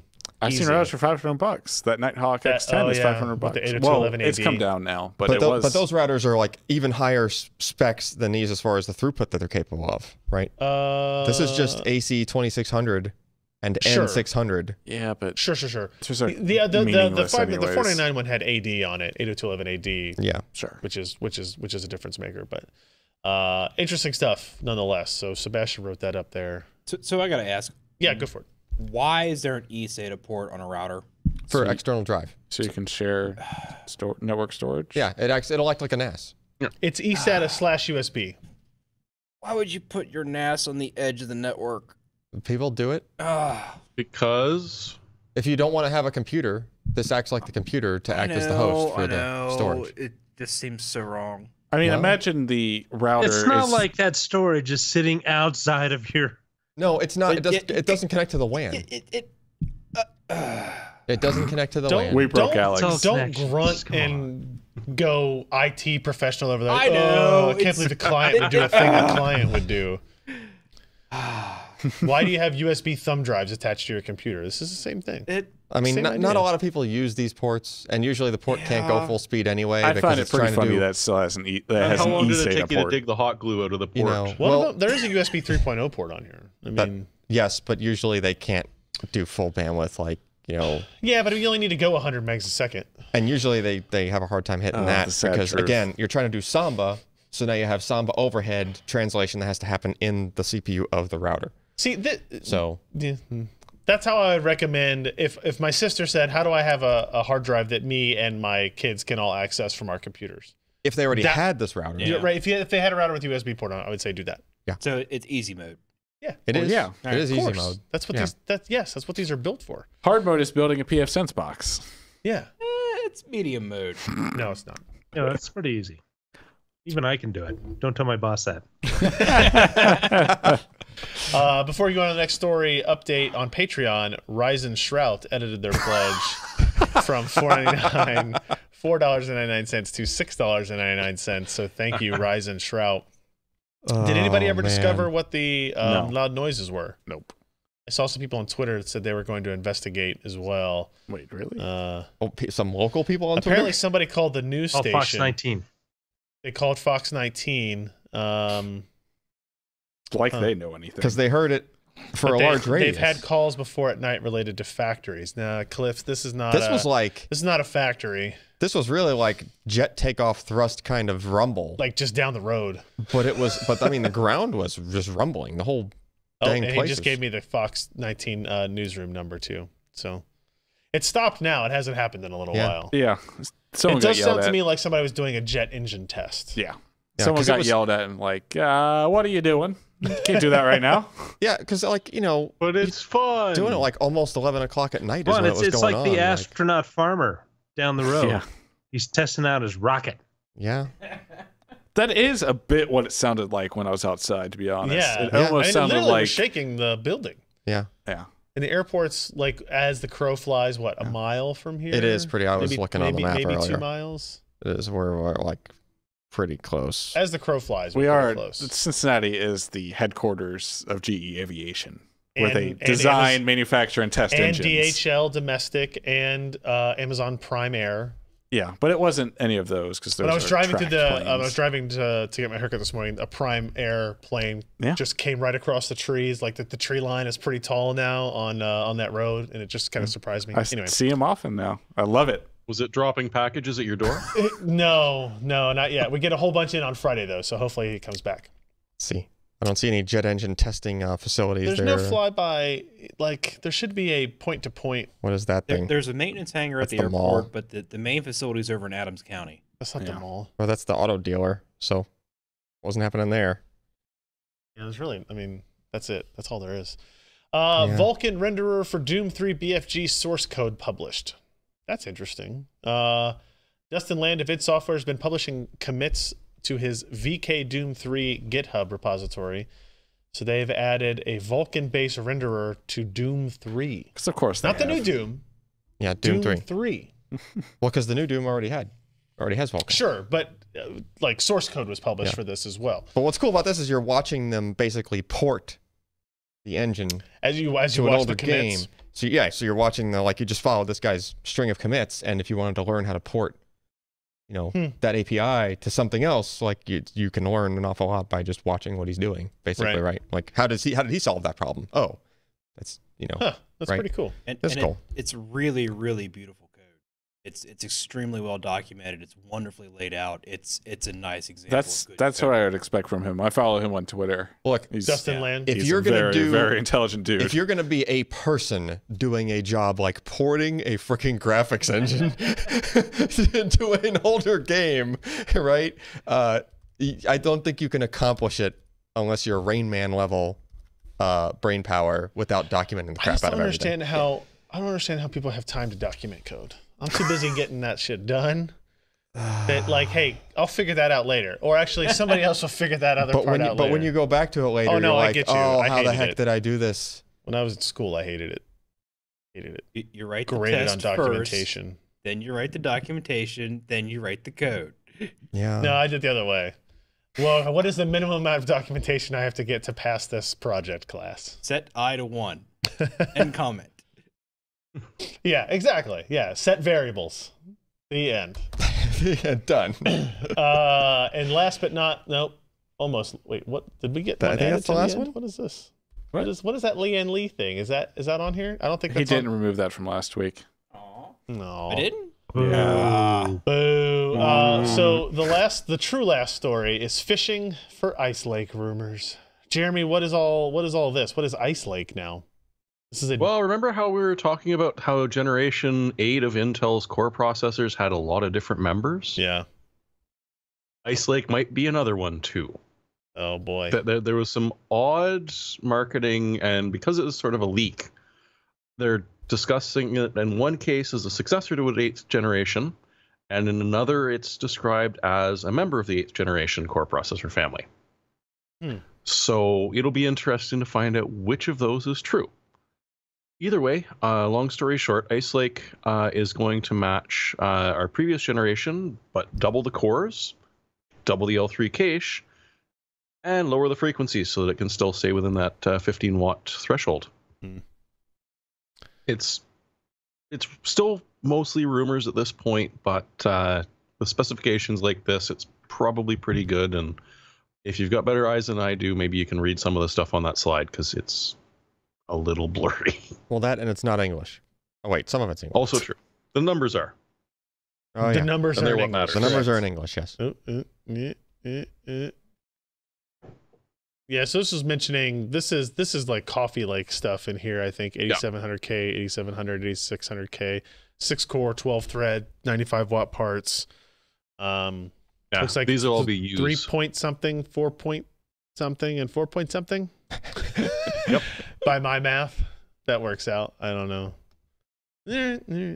Hey, more stuff is happening here, guys. All of the time. All right, so we're going to skip over the Leanne Lee PC Q2900 because that doesn't exist. We're going to go straight into our picks of the week. And mine is currently set up and operating right there. It is not the GTX Sanity you see. It's that lamp. It's the Star Wars. The camera pointing at it? Yeah, that one. No. Where's it? Oh, that one. That one's pointing at it. Oh. That is a Luke Skywalker lightsaber lamp that I bought at Disney World last week. But it's not properly lit Did yet. you find a hand with it? No, I did not buy it. No, I don't need to talk with you. Thank you. This was my souvenir that I brought back from Disney World last week, as I brought way more stuff home for my daughter. But I bought this. They had this one, and they had the Darth Vader one that obviously has a different logo and everything. I didn't have, like, if you go back to that shot, there's a light in it, and you really can't tell that almost at all. You can kind of see the top right There's where a it's red red. LED crappy light in there, and I've ordered a couple of new ones for it. It was $89. It's kind of expensive. It's, you know, whatever. It's fine. It's a lamp. It'll either end up on the set here or in my daughter's room, depending on how much she loves or does not love Star Wars as she gets a little bit older. We'll see. I thought it was cool. I tell you what, at the Star Wars centric gift shop at Universal, I keep saying that, Hollywood Studios, Disney's Hollywood Studios, they have a lot of really cool stuff there. You didn't like buy the holographic record, figurines, busts. What's that? You didn't buy the holographic record? No, I did not buy the holographic record. I really thought about it. That looked really cool. I wanted to go back and get it, but I don't have anything to play it on. I also spin it. You don't got to play it. I also almost bought. They had lightsaber umbrellas.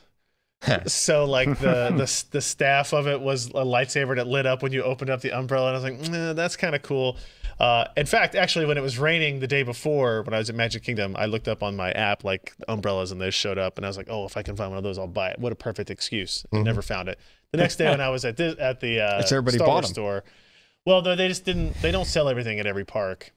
Yeah. But yeah, they had like you could get customized phone cases there. They would print on demand.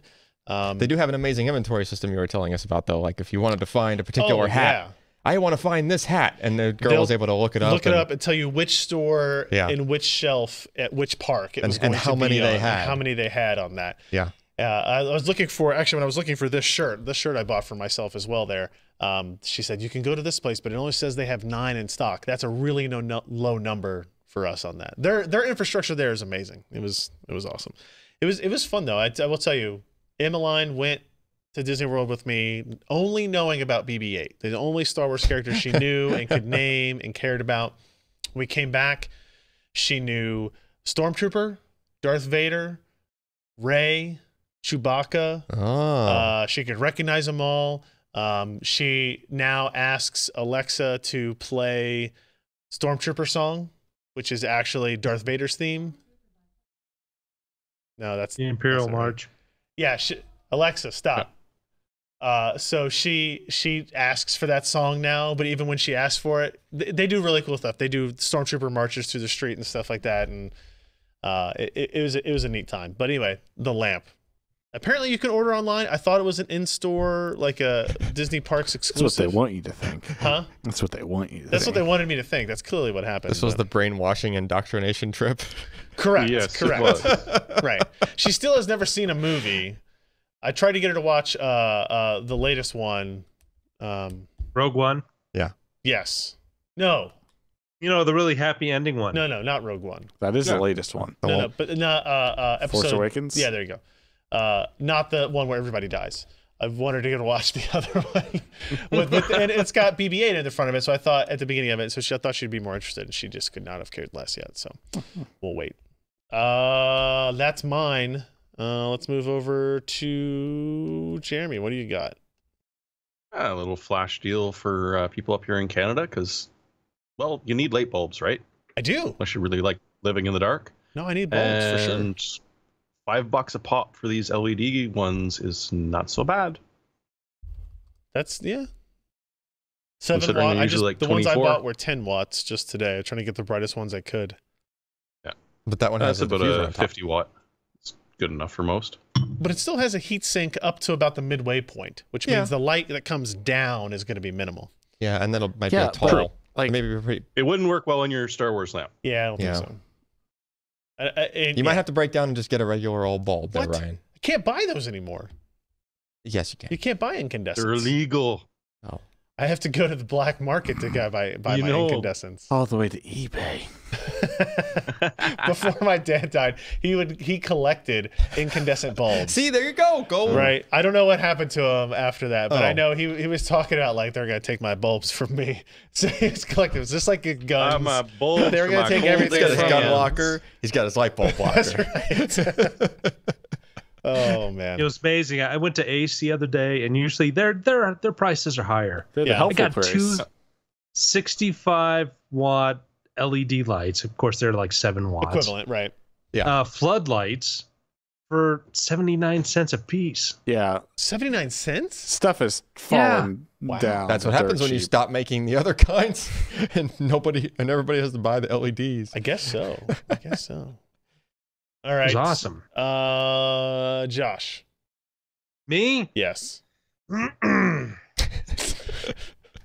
Still you. Since I've been so vociferous this evening, in the past 3 weeks, I've built 3 different systems for work, 2 for contract guy and 1 for actual work. And I used these NVMe drives, the Samsung 960 EVO, and they just rock. They just are so fast. They're not terrible expensive. Right now, if you look over, $229 for the 500 gig, and you get a promo code for like another $20 off. Nice. So you're looking $200 for 500 gig. Fast That's really good price. Yeah. The 250 is 119, and the 1 terabyte is 429. Yeah, that Good. 500 gig is nice. Yeah. Nice price point. I like it. Yep, and you get I basically full speed out of the 500 gig capacity. There's the promo On code that. doesn't work on the 1 terabyte. Darn it. No. Weird. Son of a. Oh well. 500 Yeah, gigs is it's a only sweet the spot 500. anyway. It's got the promo. Yeah. It's a good It's a deal. sweet spot. Enjoy. It is. And Alan. Laptops that you need to be more powerful than most other laptops. I'd take a look at Razer Blade. Say again? Take a look at the Razer Blade No, the first part. for laptops that are more powerful than the average laptops. Oh. Okay. Like most what? of these, What kind of stuff? Most of these come with true quad. Like we're talking during this podcast about, these upcoming Intel chips are going to be quad core mobile parts, and like you can get laptops that have quad core parts. They're just not as power efficient, Right. obviously. And the graphics, like currently you can get them with the 1060 in them. I've been messing around with one. They're still kind of on the design. The one that you have there is still kind of the They're design. very similar. That was like the new ones are very similar. Yeah. Like the MacBook. The original unibody Yes. MacBook. Original unibody MacBook Yep. design. They got the speakers on the side and Yeah. stuff. They were great machines. They were good machines at the very least. I don't know. I didn't really have I'm messing around with one with the 970M in it. It's like a couple of years old, and like it's Yeah. And it came in handy for I was trying to render or do raw processing in the field during the eclipse. Right, this thing does raw processing almost as fast as my desktop does it in my house. Is that a GPU accelerated thing? No, but it's pure CPU for the program Right. I was using, which was DxO. It's the engine when it Gotcha. does the noise reduction for like special raw processing engine that DxO has. It's CPU, but it'll use all your threads that you have. Sure. So it was doing 8-thread. It was only taking like 20 or 30 seconds to do a photo, Yeah. which is a reasonable speed for Yeah, for I've even always the wanted to desktop review doing some of the new Razers, but it's just we've never really worked with them on anything because they had the Razer Blade with the external graphics. Yep. The Razer Core. The Blade is the name of the machine. The Razer Core is the external GPU dock. Thunderbolt 3 dock. And at least with this model that was a couple of years, I would imagine it's still true even with the newer ones, but like I did like a clean install. As soon as Windows 10 got done installing, it defaulted to pulling up Razer Synapse, which is they have like a little thing that sits on the next to the clock that just handles downloading all the drivers. Right. I tried it both ways actually. I tried it like let Synapse do all the driver things after you did the clean install of Windows, and within like 5 minutes it was basically like a factory fresh, everything installed, Synaptics driver, the GPU driver was installed properly. Yeah, that might actually be a Razer specific thing because I know for their mice and keyboards they ship Synapse on like just a little bit of persistent storage on the mouse. So when you plug it in, it has the installer, and you can tell it to ignore it all the time if you don't want to install it. But every time you plug it into a unique computer, it offers to pull the installer. It'll try to install. So maybe they do a similar thing on their laptop where they have like the base portion on some tiny bit of flash sitting on the board somewhere. That that's a really good idea. And I also tried it without using Synapse. Like initially, I tried it without Synapse because I was like, I don't want to even install that thing because I didn't know if it was like lightweight or bloaty or whatever. And it's not bloaty at all. And now that I've tried that, but even Windows 10 currently was able to just pull down like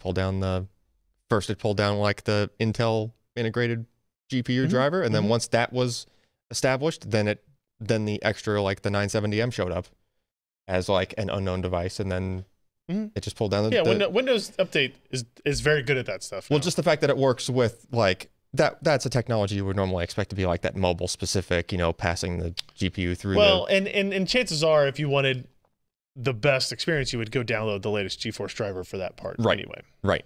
Which is what I ended up doing. Like I ended up doing a clean install and get the most recent everything, because even Synapse wasn't pulling down the most recent GeForce driver. Yeah, it doesn't surprise me on that part. But yeah, I mean, everything just... They're not cheap devices. Just works. No, they're not cheap, but I mean, you're getting... The current full HD version is $18.99. Yeah. With 256 gig SSD. You can get one that's like a couple of years old for like $700-800 used ish. The price of that new one is pretty steep compared to like an SPS 15, where you can get a GTX 1050 and a quad-core CPU and 256 gigs of storage for certainly less than $1,800. Yeah. Oh yeah. Multiple $100 less than that. Right? Yeah. So Yeah, I don't know. Like the most like the Kaby Lake stuff that's come out. Like, so there was that OLED Lenovo Yoga, right? The generation prior, because the Kaby Lake one I think is just now starting to ship. Correct. Right. But there was this gap where you couldn't get one at all for like 4 or 5 months. Yeah. Like they discontinued the previous one before the new one was even ready. The previous one was selling for like $400 cheaper for an equivalent model.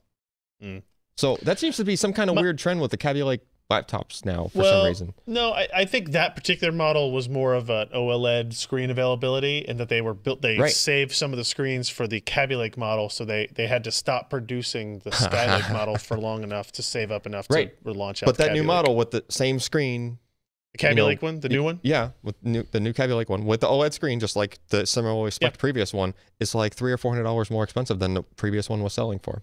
Hey man, so it's really what can I say? Doesn't seem like it doesn't seem, I don't know. Nothing else changed on it. For the same specs. Are you comparing the price that it was selling for at the end of its life or the beginning of its life? Well, its life was only like 8 months or something. Sure. 8 months is a long time normal for a laptop. Yeah. Yeah. So I mean, that's what ordering from Lenovo. Sure, but if you looked at launch price, I bet they're it might have been a little higher. It's just because it came down as laptop got older. I mean, I was watching it because I was interested in that laptop. Yeah. Because I was, prepared to. I think the only other OLED laptop is the Alienware 13 has an OLED option. Oh, the Alienware R13. Alienware R13. There's one of those times where I needed to enunciate. I will say that an OLED screen on a laptop is just an amazing thing. Still. Yeah. Like, you just can't get even close to it. I just used too many. I know. Yeah. Like white screens. Yeah, I did change my mentality. You have to change all of your like themes and everything to dark. Like I usually have stuff dark anyway. Yeah. All right, everybody, that's going to be it for the show for us for this week. Thank you, everybody, for joining us. PCPro.com/podcast. That's where you can go to find all the links to everything we talked about today. Show notes are there, links to stories, RSS feeds, MP3 downloads, video links, video downloads, all that stuff exists there. Go there and find out how you can make sure you're signed up to watch and listen and subscribe and like all of the things that we do regarding podcasts on a weekly basis. That is it for us. We will be back next week, everybody. Thanks for watching. Hey, people that might be listening to this might be at QuakeCon. Yeah, maybe. Some people might. So if you're at QuakeCon, hey. Hey, everybody. Sorry, we're not there. Hey, yeah. Hey. Sorry. All right. Maybe we'll see you next year. All right. That's it for us this week, guys. See you next time. I'm Ryan Schrupp. At the VLAN, I'm Jeremy Hellstrom. Joshua Walrath. And I'm Alan Malventano. Goodbye. He's just Joshua Walrath. Joshua Walrath. Joshua Walrath. Hey.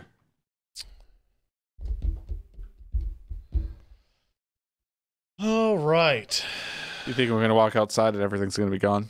It's going to be all on fire. Yeah. All the trees have no leaves. Yeah. The van's going mad. I really want to know what that is now, because that was like It was really loud. Just knowing that the closest that some kind of ground test It of was a jet loud engine could in have pretty been. close intervals and just stopped. Yeah. Yeah. Someone mentioned they're doing jet refueling at CBG. Well, that they mentioned that they do jet They refueling do, at CBG. yeah. So But I mean, There wasn't anything on flight you don't Refueling. you don't pump the gas pedal while you're getting refueled from the jet engine. that like Well, according to Stephen King, you know, if you do that while you're trying to pump the gas out of the ground without pumps, that's how you do it. See, they had the airline pilots equivalent of a car show at the airport, and they were all just out there, just like flooring their engines, right? So what is the airline equivalent of the idiots in the Mustangs crashing into the telephone poles, doing burnouts out of the car show? I think idiots in the you're having ultralights your clip wing- crashing into the ground. I would say Are a you wing saying cutting something somebody against else's me? wing, Yeah, which happened like this week? just dragging the wing on the ground, like. Well, Josh, do you do tail wags into a telephone pole? No, I don't, Well, then I'm not talking because I about have throttle control. He's burning 11Cs in the parking lot. Yeah, there's no news page or anything on Yeah, I can't find CVGairport.com, so I got nothing. We'll never know. We'll never know the answer now. Will forever be a mystery. Did you say something that the video looked different on YouTube than it did on Twitch? Oh, it looks way better on Twitch than YouTube. Really? Mm-hmm. What is different about it? Resolution, color? Resolution. Like we bumped up the YouTube.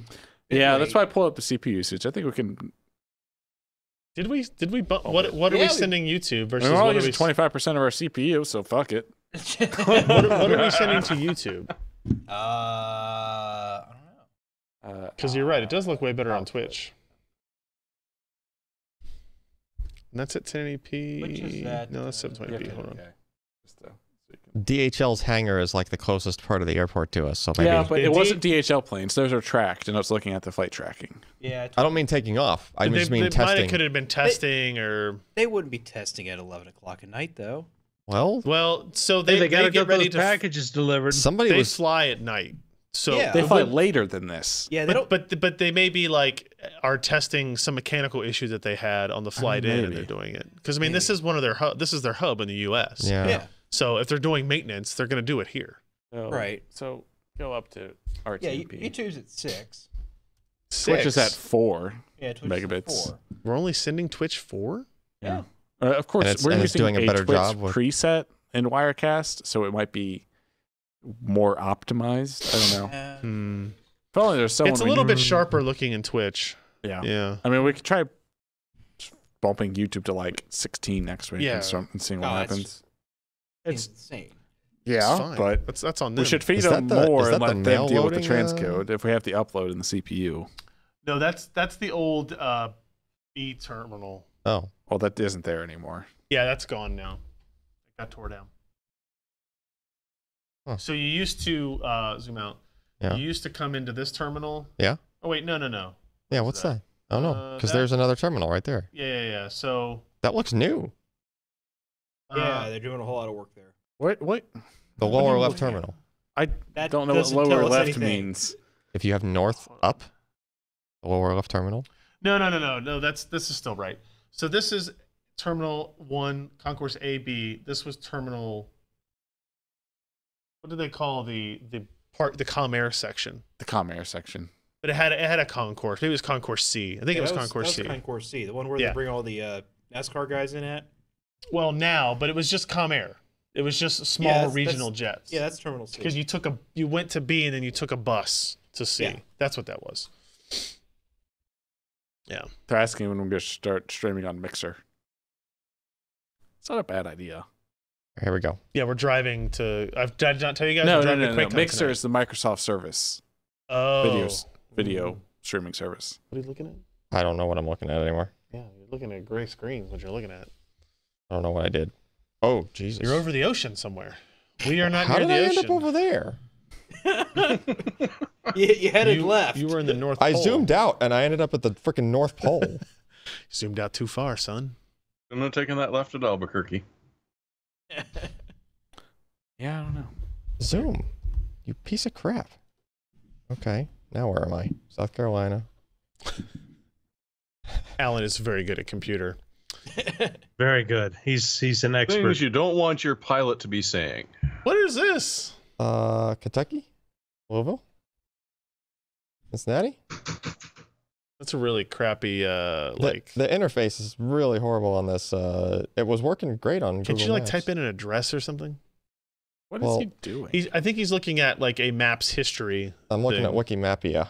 Why? Because 'Cause somebody, he wants to know if the building is somebody, new or old. somebody might have labeled the terminal, and of course they didn't. I just told you what it was. The only new thing they built Oh, at see, there we go. CBG is over on the DHL side. Yeah. They've only torn down stuff at the main airport. That was the old Comair terminal, essentially. It looks Bad cool. movie. It's not. It was crappy. Oh. It had no restaurants and stuff inside of it. You took a bus there. Well, that's all Terminal 1 was. It was a hallway. Yeah, Terminal Oh, 1 there it used is. to be awful too. Comair Terminal. Look at that. What was it? Labeled. Didn't they have all the big murals there? No, that was in like... Wasn't that Terminal B? That was in like luggage. That's where they're at now. Yeah, Look at- they moved them. Look at these ads. I don't think that was big enough to hold So there's- those. You talking about the ones from like the museum center? No. These were over. It was in the second terminal. I don't know. That's- It was where's the this is business just center creepy. was. Right here. So I clicked on this, pulls this thing up. Ads for the watch I was looking at. Ads for the Razer Blade I was looking at. Not creepy at all. That's It's called totally- the internet. Yeah, I know. That's the internet. Oh, I did get a Big Google data. Calendar alert that QuakeCon starts in 10 minutes. Uh-oh. Thank You God gotta we're be on not the stage driving for the to hardware Dallas workshop right now. in 10 minutes. Buddy, Midnight Land. Oh, We would be driving to Dallas right now. Maury will be there.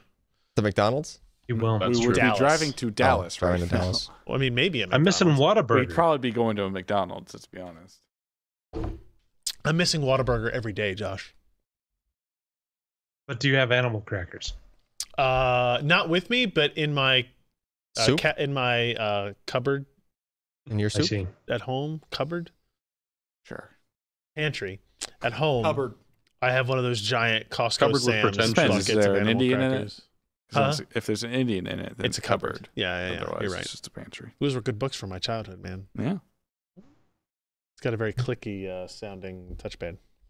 I'm doing the button. Well, whatever it is. There is a substantial amount of noise coming with it.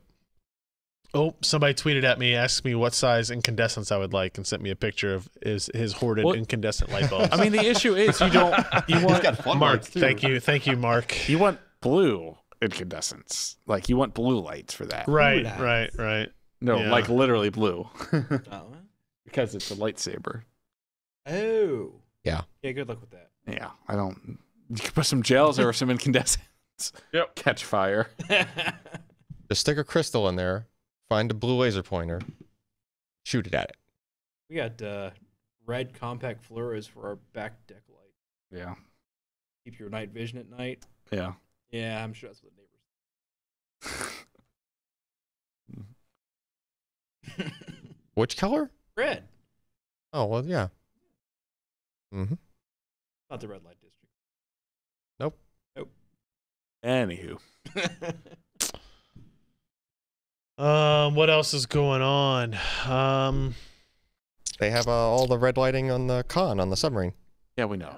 We've seen Hunt for Red October. I've seen Hunt for Red October. Yeah, I know what it's like to be on a But submarine. it's actually, they do it, not like just a movie do it.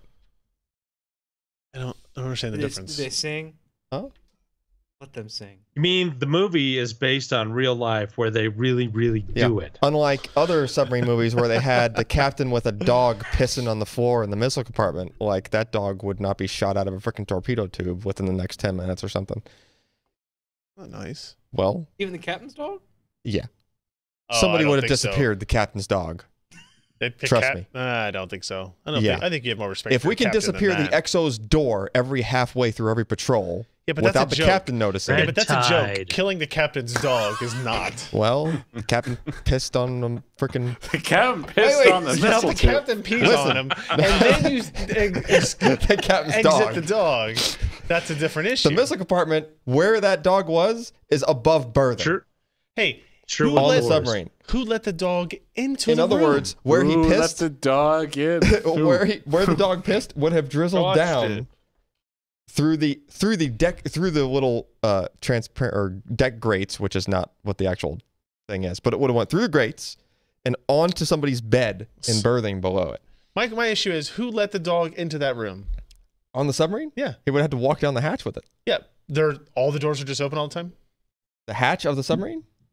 No. Like, No, the captain they close that carries one the again. dog Captain down walking with the because dog? that's his It prerogative. was his dog. Have a dog. was he ever away from the dog? I would Like, imagine the captain has to sleep. Never I'm mind. sorry I brought up Yeah, you submarine did movies. this before. I Ericon says that the sound was a controlled hydrogen burn-off at a fueling station at the Toyota plant in Erlanger, where they assembled the Mirai. M-I-R-I-A? Seriously? where do you find that?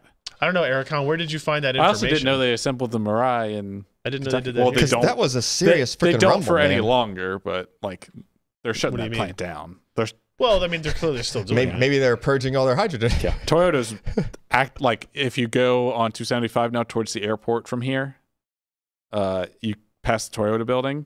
It has a for sale sign on it now. They are moving to Texas. That was the parts warehousing and delivery What? building, the one on the left on 237. Yeah. That wasn't. Wait, no, not on Ericon does 237, on business with them. 275. What That- kind of that's the business do you do with where them, Ericon? Toyota Bashuka, right? Yeah, Management place, isn't it? yeah, they're moving out of northern Kentucky. Yeah. They're moving operations out of northern Kentucky. I don't know about the Ericon plant says for he sure, does but business with them. I had two know what the hell neighbors. that means. I had two neighbors on my street that were workers at that plant that have Means moved. he was over there with a lighter. Yeah, they're no longer there. all the Japanese people that lived in my neighborhood that worked for Toyota have moved. Yeah, or they are in pretty the much all process have of moved moving. away. Yeah. they're telling us we should move to old Toyota factory. Moving on up.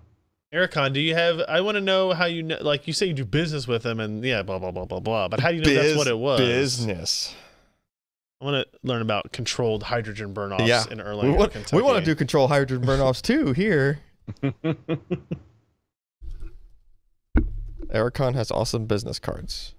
Controlled hydrogen burn-off does. Erlanger. Engineers test hydrogen burn-off igniters for space launch system. Missing Erlanger. Is that recently? No. Hydrogen burn-off.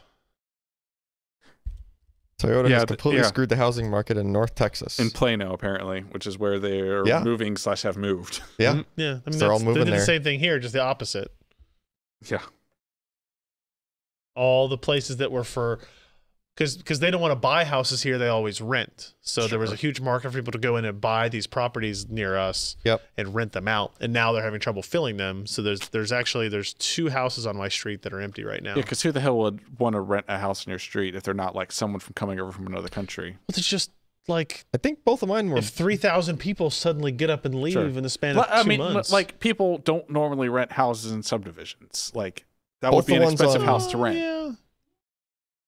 Yeah, actually. So when I was Really, in, where like people don't usually rent houses in subdivisions. That's like the entire thing. I About mean, a that's what subdivision. somebody who lives in an urban environment like Cincinnati would say. the two houses on my street were Yeah. purchased. By people that are going to rent them or live in them. Live in them. Okay. Yeah. Just saying, like they bought the Fascinating. house. Yeah, I mean, houses will sell. Yeah, but that is definitely an effect, like an impact on a housing market when some shift like that happens. Like Yeah. Yeah. half of the submarines in Kings Bay, Thank you, Mr. Novi. half the submarines, half the ballistic missile submarines on the East Coast transitioned over to the West Coast.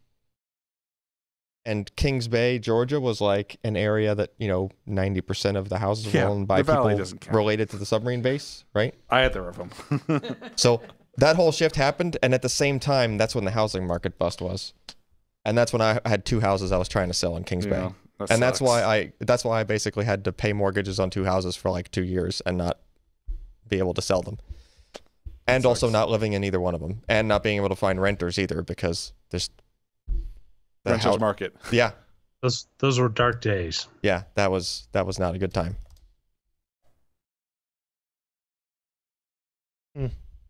Luckily, a 2-bedroom is Well, apparently I'm wrong, and that's fine. What's that? wrong about what? That people. Yeah. Yeah, I I just mean, didn't think where that else was are they fair. going to rent houses at? Seems to be the case today, Ken. That's always the case. I'm usually wrong, but I'll defend it to my grave until I get evidence otherwise. I know the title of my after show post. I'm usually wrong. Usually wrong. Yeah. All right, everybody, that's going to be it for the night. Thank you for joining us. If you have any feedback on the camera or anything, let us know, I guess. Yeah. I don't know. Yeah. I think watch the YouTube recording tomorrow. Yeah, I think if I see a difference, because we've always felt that the recorded version posted to YouTube after the fact felt fuzzy, more so than the live version. What the heck are you? I think we'll need to look at the bit rates for the recorded stuff tomorrow too. Yeah, and didn't we up what our recording bit rate was? Yeah, recently? we bumped it to 4 from like 2.5. Oh God, we need We're more only than recording that. at 4? No, we're recording before, I think, at 15, and now we're doing it at 30. Oh, okay, that's fine. Yeah, I think we might at least experiment with encoding this one in 4K and posting it to YouTube unlisted so we can see the difference. Even though it's not 4K, they give way higher bitrate to 4K content. Yeah. So we're mastering at 1080. I know. But if we just encode it at 4K, I think it will look better because of how YouTube allows its 4K YouTube has a video 1080p bitrate limit that's pretty low. So people will upload 1080p content stretched to 4K and it will look better. It's weird that it would, even at a low Josh bitrate, does not believe me. like most of our scene is static. I'm just surprised it doesn't, like, over time, just, a couple of seconds of this static scene, like... I don't know. Josh is pretty variable looking. He's always, like, dancing around and stuff. What the hell is he doing over there? I think he's trying to hold his tongue. He's biting his lip. Now I'm just listening to my family fighting in the background. Okay, It's that's awesome. fine. All right, well, we'll let you go join him.